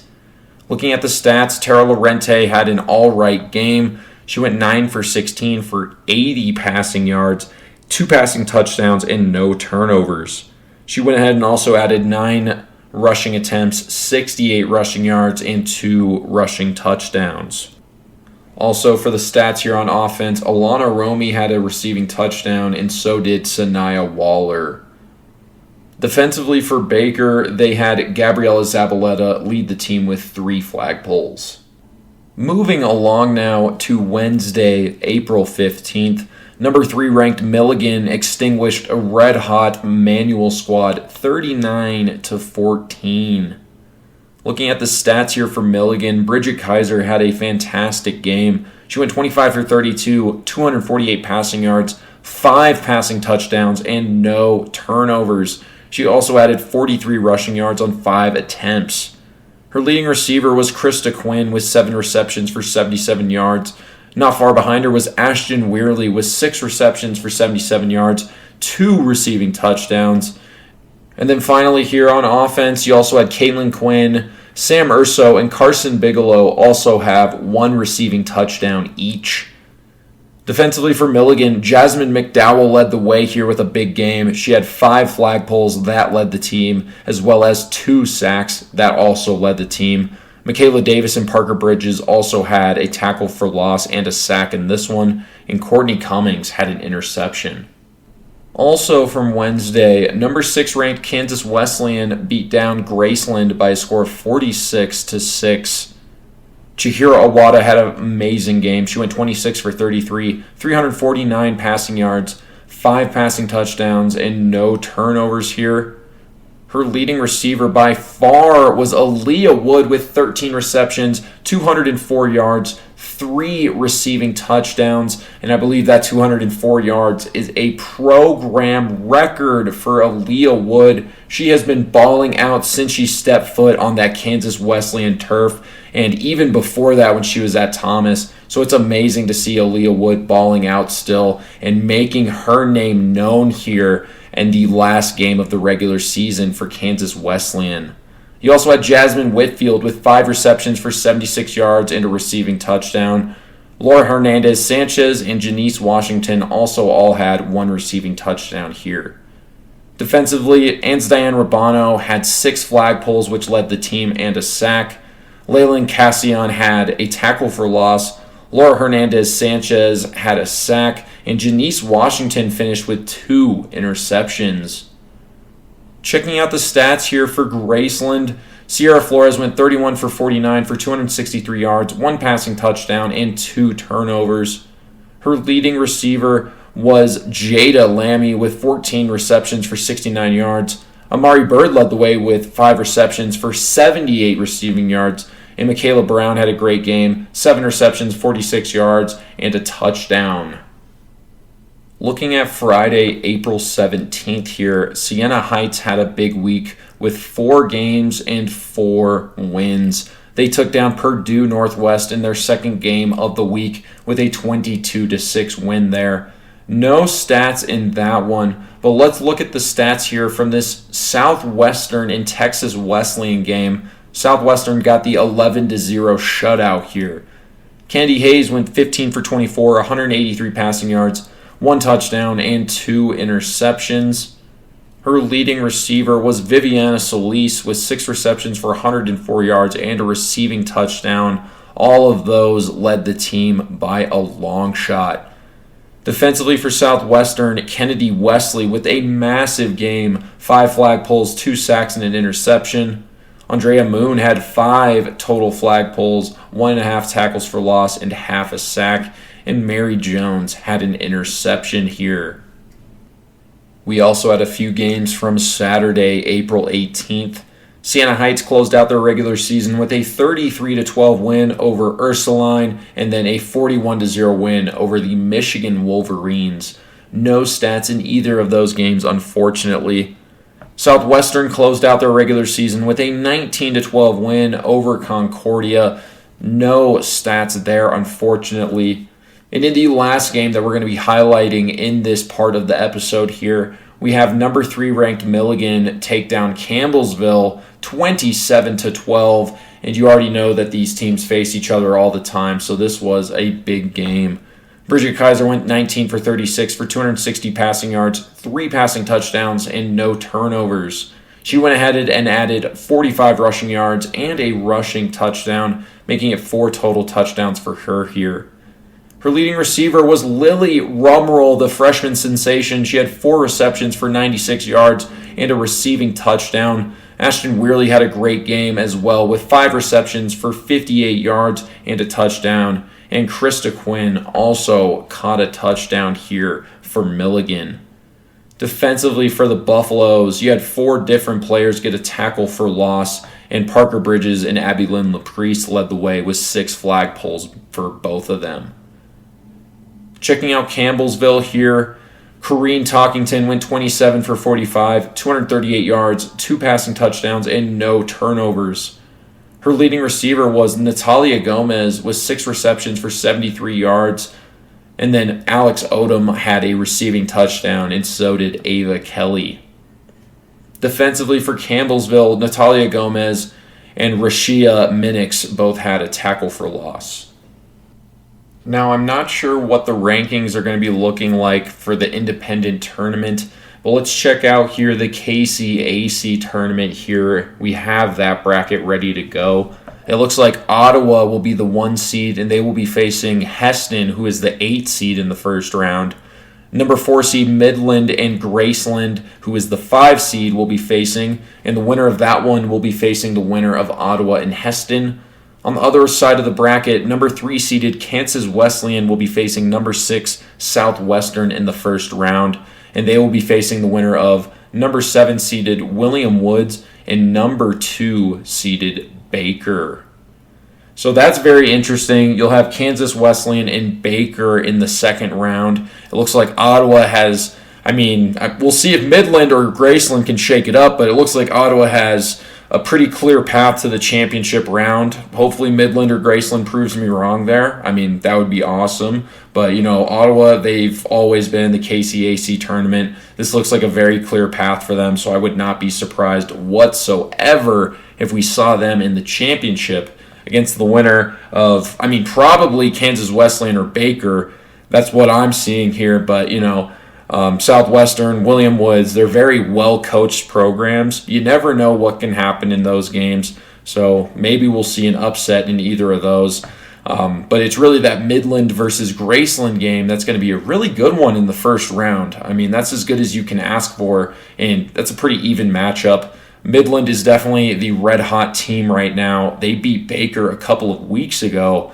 So, they're definitely dangerous right now. It's going to be interesting to see what happens for sure. But with that all being said here, folks, this is Gino with the Playmaker's Corner podcast. And I want to thank you all for listening here this regular season. We got some great coverage coming in here next week of the KCAC, the Sun Conference, and the Independence tournaments going on here ahead of the 2026 Women's College Football National Championships in May. So definitely keep a lookout for that episode here. It's a big week ahead. But thank you again so much for listening. Peace out.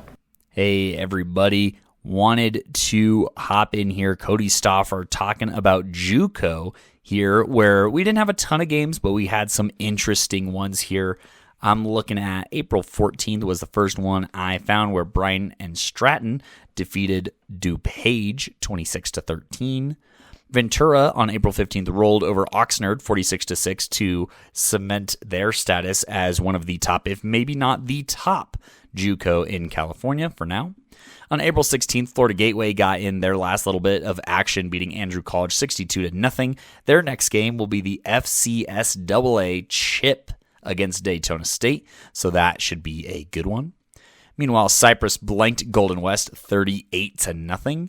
And in the biggest matchup of the week, Irvine Valley, and Saddleback would compete to a 1-point game that the Lasers just barely pulled out in an absolute thriller. Moving on to April 17th, Cypress would defeat San Diego State 20-6 to go 2-0 on the week.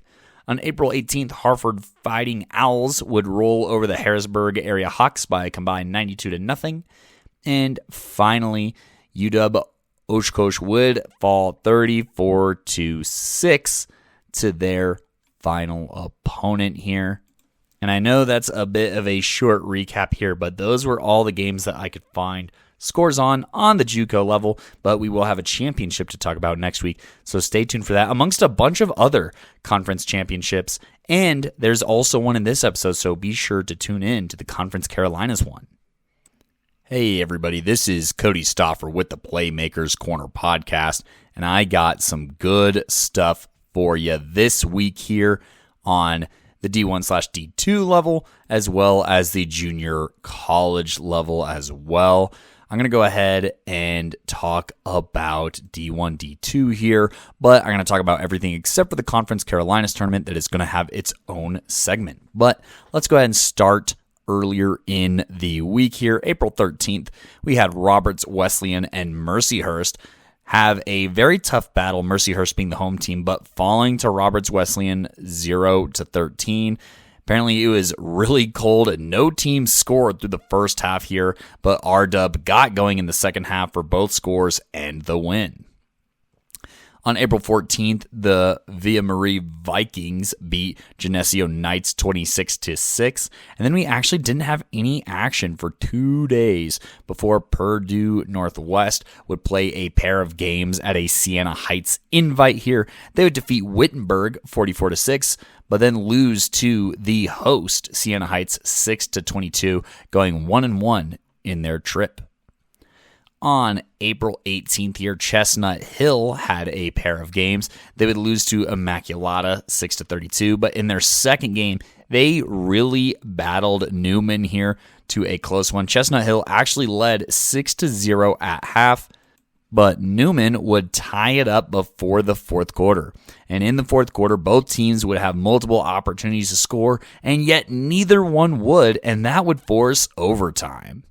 Newman would start with the ball, and on the first play of overtime, Kayla Maish here escapes and runs 10 yards for the score here, but does not convert on the PAT here. So Chestnut Hill still has a chance, but they sputter out on their drive here and unravel in this final frame and end up losing this ball game here 18-12. After both teams scored in that fourth quarter. Just a couple more points here. No PATs between both teams, but Newman getting the last laugh and scoring in overtime, and then stopping Chestnut Hill to pull out the dub. Also on April 18th, Purdue Northwest would face Ursuline in the Siena Heights invite and win 50-0, and then also get a forfeit win over Heidelberg. Ursuline would fall to Siena Heights 33-12 in their second game at the invite. You would then have Post, who would play the University of Montana club team and beat them 19-6 here.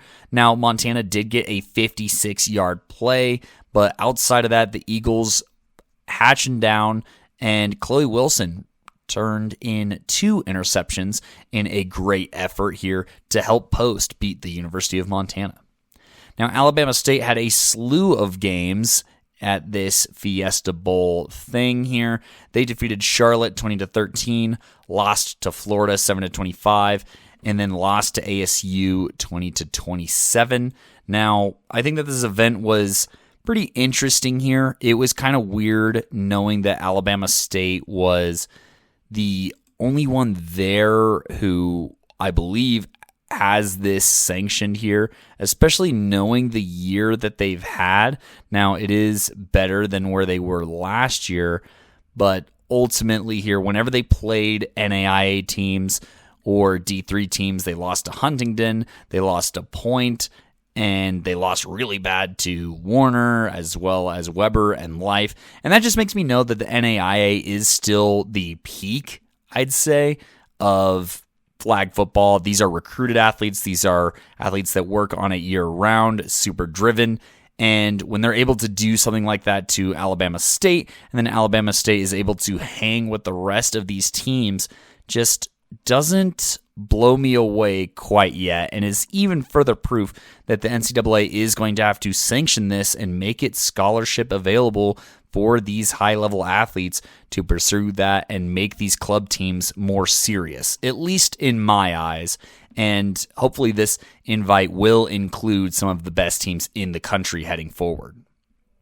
Now, on April 19th, Villa Marie was back in action and would defeat Bryan and Stratton twice by a combined score of 68-6.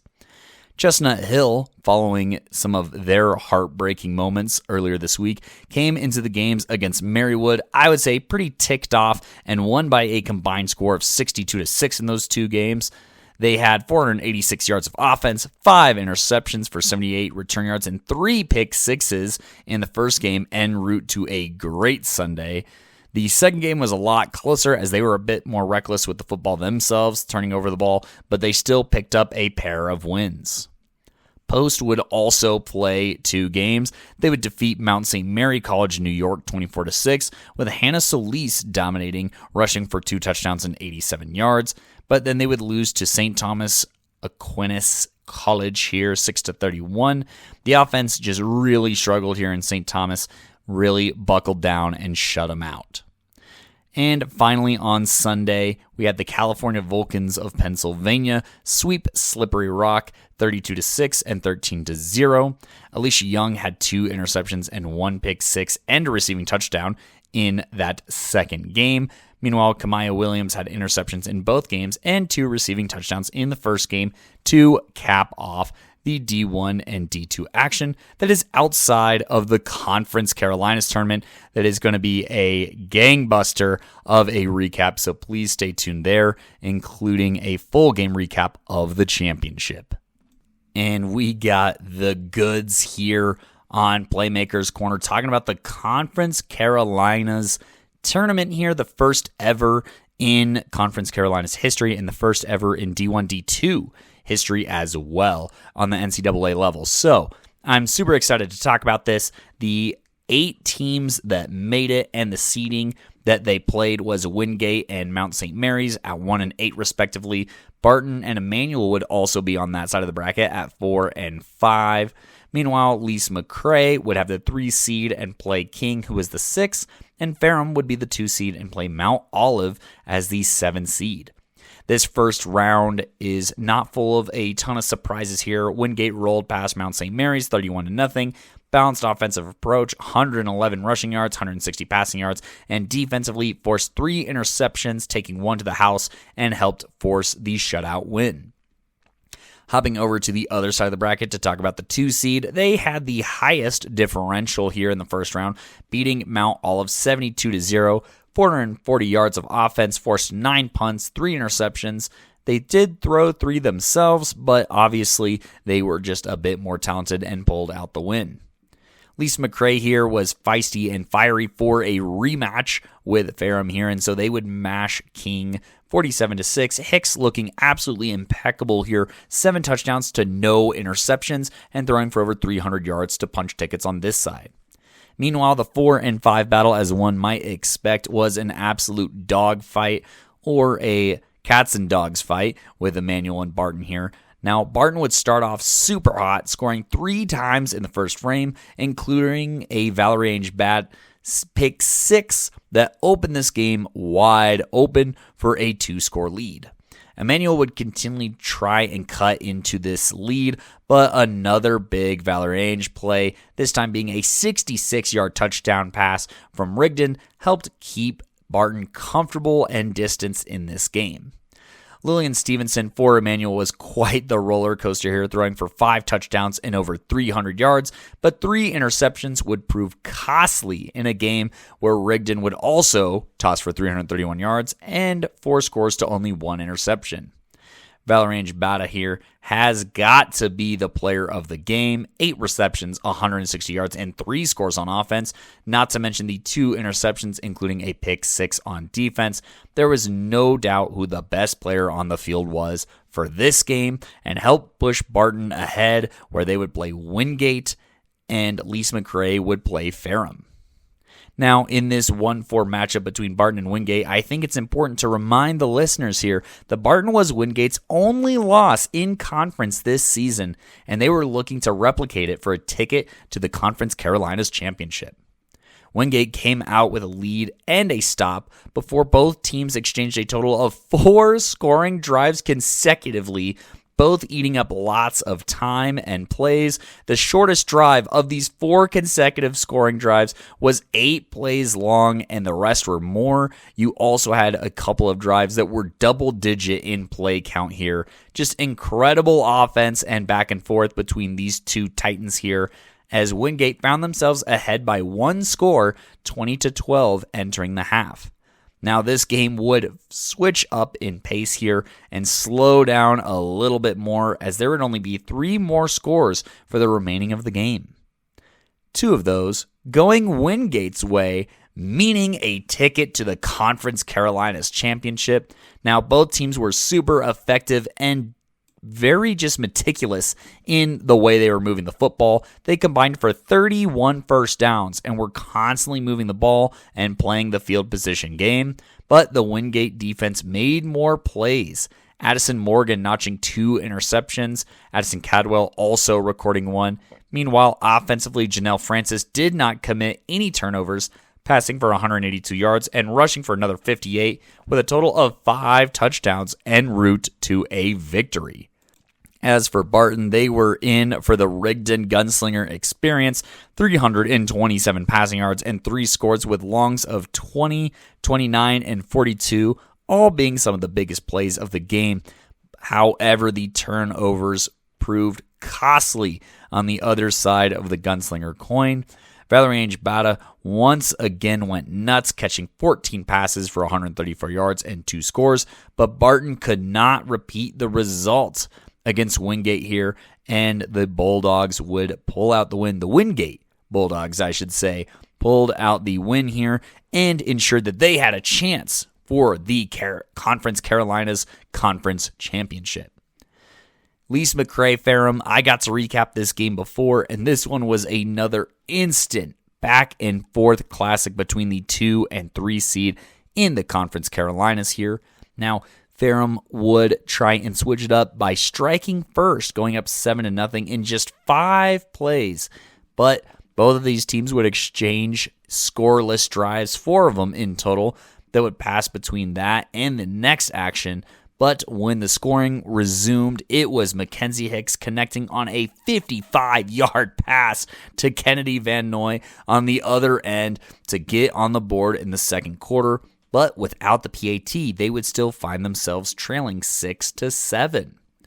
That, however, would not last long, as Hicks would find one of her favorite targets here, De Leon Hernandez here on a 17-yard pass that would bump the Bobcats back into a lead 12-7 heading into halftime. Coming out in the second half, the Bobcats were driving, but Hicks flipped forward a crazy interception that was followed by a few laterals and missed flag pulls that pushed Ferrum just a couple yards outside of the red zone. This would not really matter, as Ferrum would immediately throw another interception, and it wouldn't be till a minute left in the third that Ferrum would regain a lead, this time with a deep pass to Hires from their quarterback here to set up a short Macy Taylor touchdown reception, and with a converted PAT, they would take a 14-12 lead into the fourth quarter. Now, in the fourth quarter here, Ferrum would score twice more, with the last one only leaving 3.5 minutes left on the clock, but Mackenzie Hicks, scrappy, determined, showed a lot of bite here, leading a Lise McRae scoring drive to make it 20-27, and a drive that was barely longer than a minute.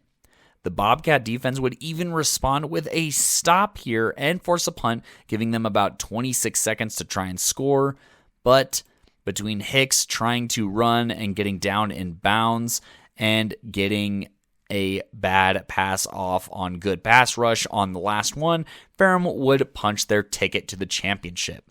Now, the story of this game, obviously, Lise McRae does not get this far in the season without her, but Mackenzie Hicks does throw more interceptions than touchdowns here and just needs, I think, a little bit more maturing and developing of poise, especially for these big moments, but still showed great flashes and beautiful passes that even gave LMC a chance to compete in this one. Also, did a good job getting the ball in the hands of her receivers to make plays. I think that is evidenced by Ava Rivera here getting 10 receptions for 135 yards and the score that pulled it back within one, not the PAT, but the touchdown that helped set that up. Meanwhile, Kennedy Van Noy, absolutely stellar performance in this game, 121 yards on just 4 receptions. These receivers put in serious work today to make this a ball game. Meanwhile, on the Ferrum side, Jaden Hires and Macy Taylor both had double-digit receptions here. Taylor scoring twice in the red zone here, and Hires going for 136 yards on her 11 receptions and a pair of scores in her big day. Shreve made some mistakes in this one, throwing 2 picks, but that's less than the other side and helped squeak out the win here.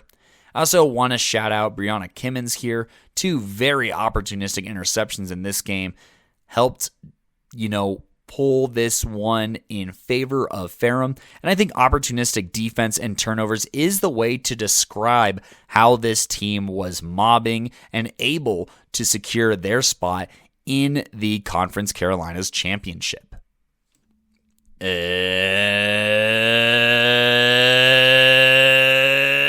now, the final game of the Conference Carolinas tournament, the 1 and the 2 seed. If you took the favorites all the way through, this is the matchup you would see between Wingate and Ferrum. And up until this point, my bracket was not busted here. And so this would be the final matchup and determine the first ever Conference Carolinas champion. So to start this game, Ferrum would get the drive started here. They would not gain enough to pick up first down, and they'd be facing third down. However, Shreve, the quarterback, would scramble and pick up a first down, extending. Now, Ferrum's drive would also extend partially due to an interesting unnecessary roughness call, but regardless, a short pass to Macy Taylor and then a deep strike towards the right side would immediately put the Panthers in the red zone here. Now, on the first play here, they're going to find, once again, Macy Taylor getting a catch, and now the ball is on the 1-yard line. They line up 2 backs. Direct snap to Brianna Kimmins, who slides right in for the score here. And after a Samantha Pitzer catch from Shreve, it is a 7-0 Ferrum lead. Ferrum loving these early scoring opportunities, seeing if first blood means that they will get the win, much like their last game here against Lise McRae. Wingate comes out, and after an incompletion, is going to run the speed option left and pick up a first down. They would pick up a couple of short yards here, but on third down, Francis going to have time and find Yvonne here for a first down and push them past midfield. Now, they would get a jet sweep motion. They're motioning on basically every single play, trying to scramble and freeze these Ferrum linebackers here. And so they come with a jet sweep that is faked, and that catches the defense off guard as they go the other direction with a speed option. But a penalty on Wingate is going to set them back. But no problemo here as Cadwell makes a big catch towards the left, and after a dot from Francis towards the right sideline, it is first and goal. Francis keeps on this play and spins ahead and is now inside the 5-yard line. Francis is going to pass right, and the receiver extends, and what I thought was a score is ruled short. And that turns into a disaster as on the very next play, Francis tries to force a weird pass here, and Brianna Kimmins intercepts the pass at the goal line here. Ferrum would have to start deep in their own territory around their 4-yard line, and Shreve would drop back, but Taylor, trying to block, hits the turf, but Shreve throws off balance, and it's intercepted and housed by Cadwell, who is fired up, but a penalty on Brussel unfortunately negates the turnover, and Ferrum's drive stays alive. Ferrum getting a couple of close calls going their way kind of early here and making it a little scary and intense. Definitely weighing on these Wingate players here that they have just not gotten one of these to really go their way. But that would be all the breathing room that they would need here. And Kimmins would notch a reception on a strong catch to get the Panthers out of the red zone and to the 24-yard line. After a couple of plays that gives nowhere, Shreve unloads down the left seam to Hires, who makes a tough top shelf catch into Wingate territory. But like most of this game on exciting plays so far, this one is called back by penalty, and it is really hard to watch. So now Ferrum has to face 3rd and 21. Now, Shreve is going to get rushed here. She's going to roll left, and instead of going for the sack, Brussel puts her hands up, and that gives Shreve enough time to get the pass to the left sideline to Pitzer for a narrow first down to the 39-yard line of Wingate here. On the very next play, though, Montalvo makes a tough PBU, and that's going to close out the first quarter. To start the second quarter here, Macy Taylor gets the catch, makes a great move, swerving and juking all the way to the 24-yard line, setting up 4th and 4. On this 4th down, it's going to be a pass to Taylor, who extends fully with both of her arms, reaching, extending, borderline diving for the first down, and they pick it up. It is wild. Wingate here is showing high and visible frustration. None of these calls going their way. They do not feel like this is being evenly called, and they are playing with a ton of passion, as you would hope from a team competing in their conference championship and the first conference championship in the NCAA for the D2 level. But Brussel is trying to settle down and rally the troops here, as they are now tasked with a red zone stop. But that is exactly what they do. Wingate settles down, pulls out the stop, and takes over in the red zone, ready to get back to work on the offensive side of the ball. And Francis shows that by wasting no time, finding Cadwell on a quarter route that gets past midfield here. Now, after a short pass and some runs set up a manageable 4th and 4, Francis is going to get the snap and run a speed option, maybe having the option to pass forward, but pump fakes the pass to the option and cuts upfield, extending, tripping, stumbling all the way for a first down. Now, there is going to be a top shelf catch here. This catch made by Sarah Lebowich here, or Lebowich. Sorry if I am saying that wrong. Either way, the play speaks for itself more than the name does here, and that keeps this drive alive for Wingate here. And she's luckily downed before an illegal forward pass can be called. And on this next play, Cadwell is going to motion in, return left, and Montalvo gets the pitch and wins to the pylon. Touchdown Wingate here, putting them on the board here. And after Brussel makes a spectacular catch on the PAT, this game is going to be tied up 7-7. And Ferrum comes out immediately, tests Janelle Francis, and Francis gets the interception, forcing a turnover, and puts Wingate right back on the 22-yard line. Cadwell picks up a first down, and then Montalvo on the pitch cuts up and cuts the distance in about half to the goal line, as they are on the 10-yard line and have a few downs to go. They run a speed option that picks up a few, and both teams exchange timeouts here, as this turns into what Coach V would call a game of chess. Now, on this next play, they got two receivers stacked on top of each other out left here. Francis is going to roll left and throw a shaky pass, but open in the back of the end zone is a wide open Haley Buis here, making the catch and putting them ahead for the first time this game, 13-7. Not to mention that Kylie Watt comes back and makes the catch on the PAT for a 14-7 Wingate lead here. Ferrum coming out hungry for a first down here, picks up one, but the drive slows down a little bit to a halt here, and they are finding themselves in a 4th and 5 with a little over 2 minutes to go, and they're going to call a timeout to think things through at about 2:09. Now on this next play, Shreve gets the snap, looks left, sidearms, and it's caught by Rogers, picking up a first down past midfield, and Ferrum's drive stays alive, and the clock stops at the 2-minute warning, giving themselves a chance. Now Taylor is going to get a catch and run here that picks up a chunk of yards, but the Wingate pass rush here shows what they're capable of, and they kill this drive, forcing a turnover on downs and giving Wingate about a minute until halftime. Now, Ferrum returns serve with a sack of their own to start the drive, and Schlager's going to call a timeout, and the Dogs look to regroup, and they do so somewhat well as Francis finds Brussel towards the right sideline for a catch and out of bounds with a hair under a minute to go, but after an incompletion, they are forced to punt.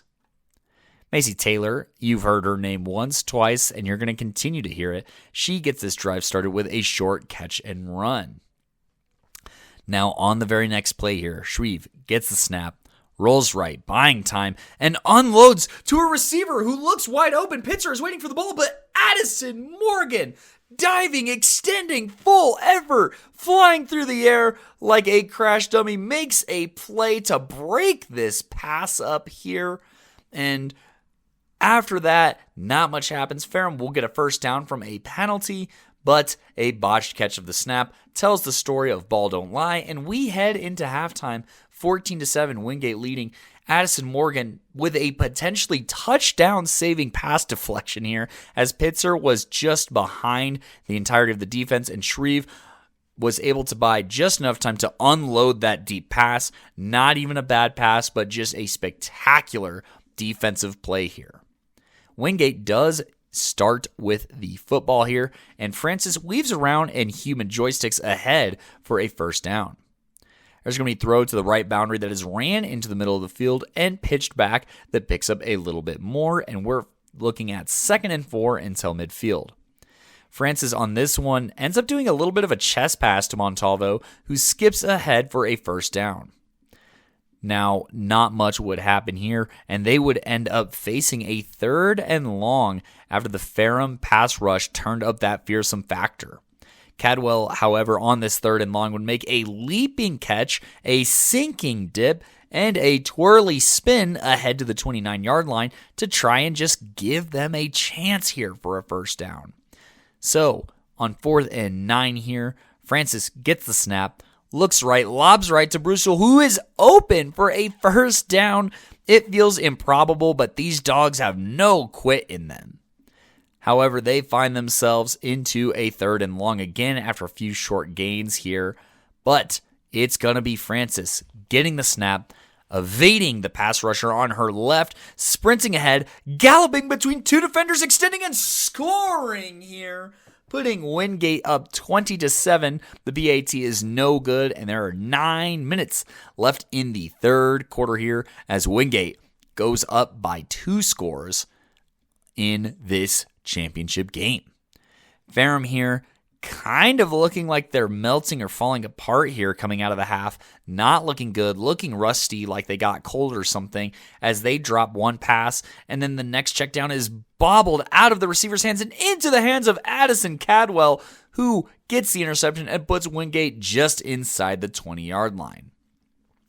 Montalvo gets a flat pass to her, and Ferrum is missing flagpoles here as she gets all the way inside the 5-yard line. However, the Panthers don't fall for the direct snap that they ran first, and they halt Wingate for the time being. Now, on the next play, instead of snapping it to the blocker, they snap back to Francis, who takes off right, sprints ahead, and scores, now putting Wingate up 26-7 here, putting a very big hole here, and Ferrum has got to start executing to try and get back in this game. Now, Macy Taylor, after the bobbled check down here, is looking to avenge her mistake and scoots ahead for a first down while also drawing a penalty for extra yardage. A draw play for the quarterback picks up a few yards before Taylor's name is called again for a first down. Shreve follows it up with another sidearm, this one getting ahead to the 32-yard line of Wingate. Taylor continues to show that she is not the mistake from a drive ago and one of the best checkdown options in the entire country, sliding ahead inside of the 15-yard line for a first down into the red zone. And you heard me say it before, you're going to hear me say it again, and you're hearing it now. Macy Taylor with the reception finishes the drive with a touchdown. 3.5 minutes left to cut into this lead. It is now 26-14 after a successful conversion, and we are still in the 3rd quarter. Now, Wingate does start this drive off modestly with a first down, But then Francis is going to show her next level athleticism and extreme precision down the left sideline, evading flags and getting past midfield into Ferrum territory. On another play here, Francis gets the ball out, and it's a bit low, but Brussel makes a great reaching catch low to the ground, and Duck walks ahead almost to the 20-yard line when she pitches it to a teammate, but that pitch was illegally forward, so that makes it 6 yards into the red zone with about 40 seconds left in the third quarter. On this next play, Francis looks right, throws right, and is intercepted, this time by number 21, Zebresia Alexander here, just in the right spot at the right time and giving Ferrum a chance here. Now, it's going to be Ferrum with the ball inside of their own 20-yard line to start the fourth quarter. Now, Macy Taylor is going to get a check down here and run darn near to midfield and pitch to a teammate who gets past midfield, but then that teammate gets a bit greedy and commits an illegal forward pass penalty that pushes them back into their own territory. But Taylor is not going to be bogged down by that and waste no time getting the first down immediately after, but is tripped up by the turf monster here to prevent an even bigger gain.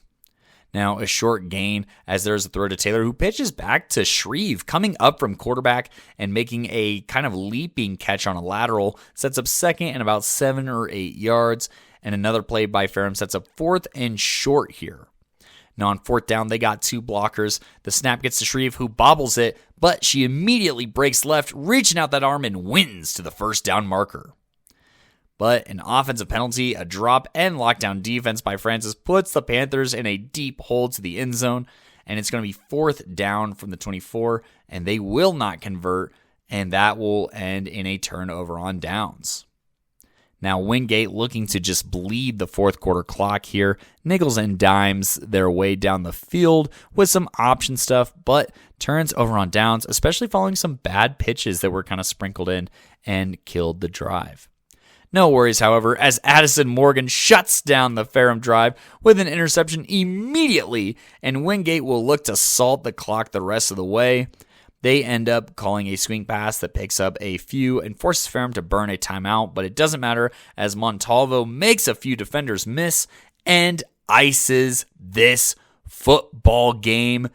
Your first ever Conference Carolina champions are the Wingate Bulldogs here, and I look like a fool for underestimating them. Now, at times, you could tell that the frustration and the tension and the competitiveness of this game was extremely high here, but it would still be the poise and intensity of this program and the culture that Joe Schlager has instilled that helps them pull out this game. Now, to Ferrum's credit here, I still think that they fought pretty well, but man, were there just some really bad mistakes here. The bobbled catch that leads to an Addie Cadwell interception, giving Wingate a free opening here, is just brutal.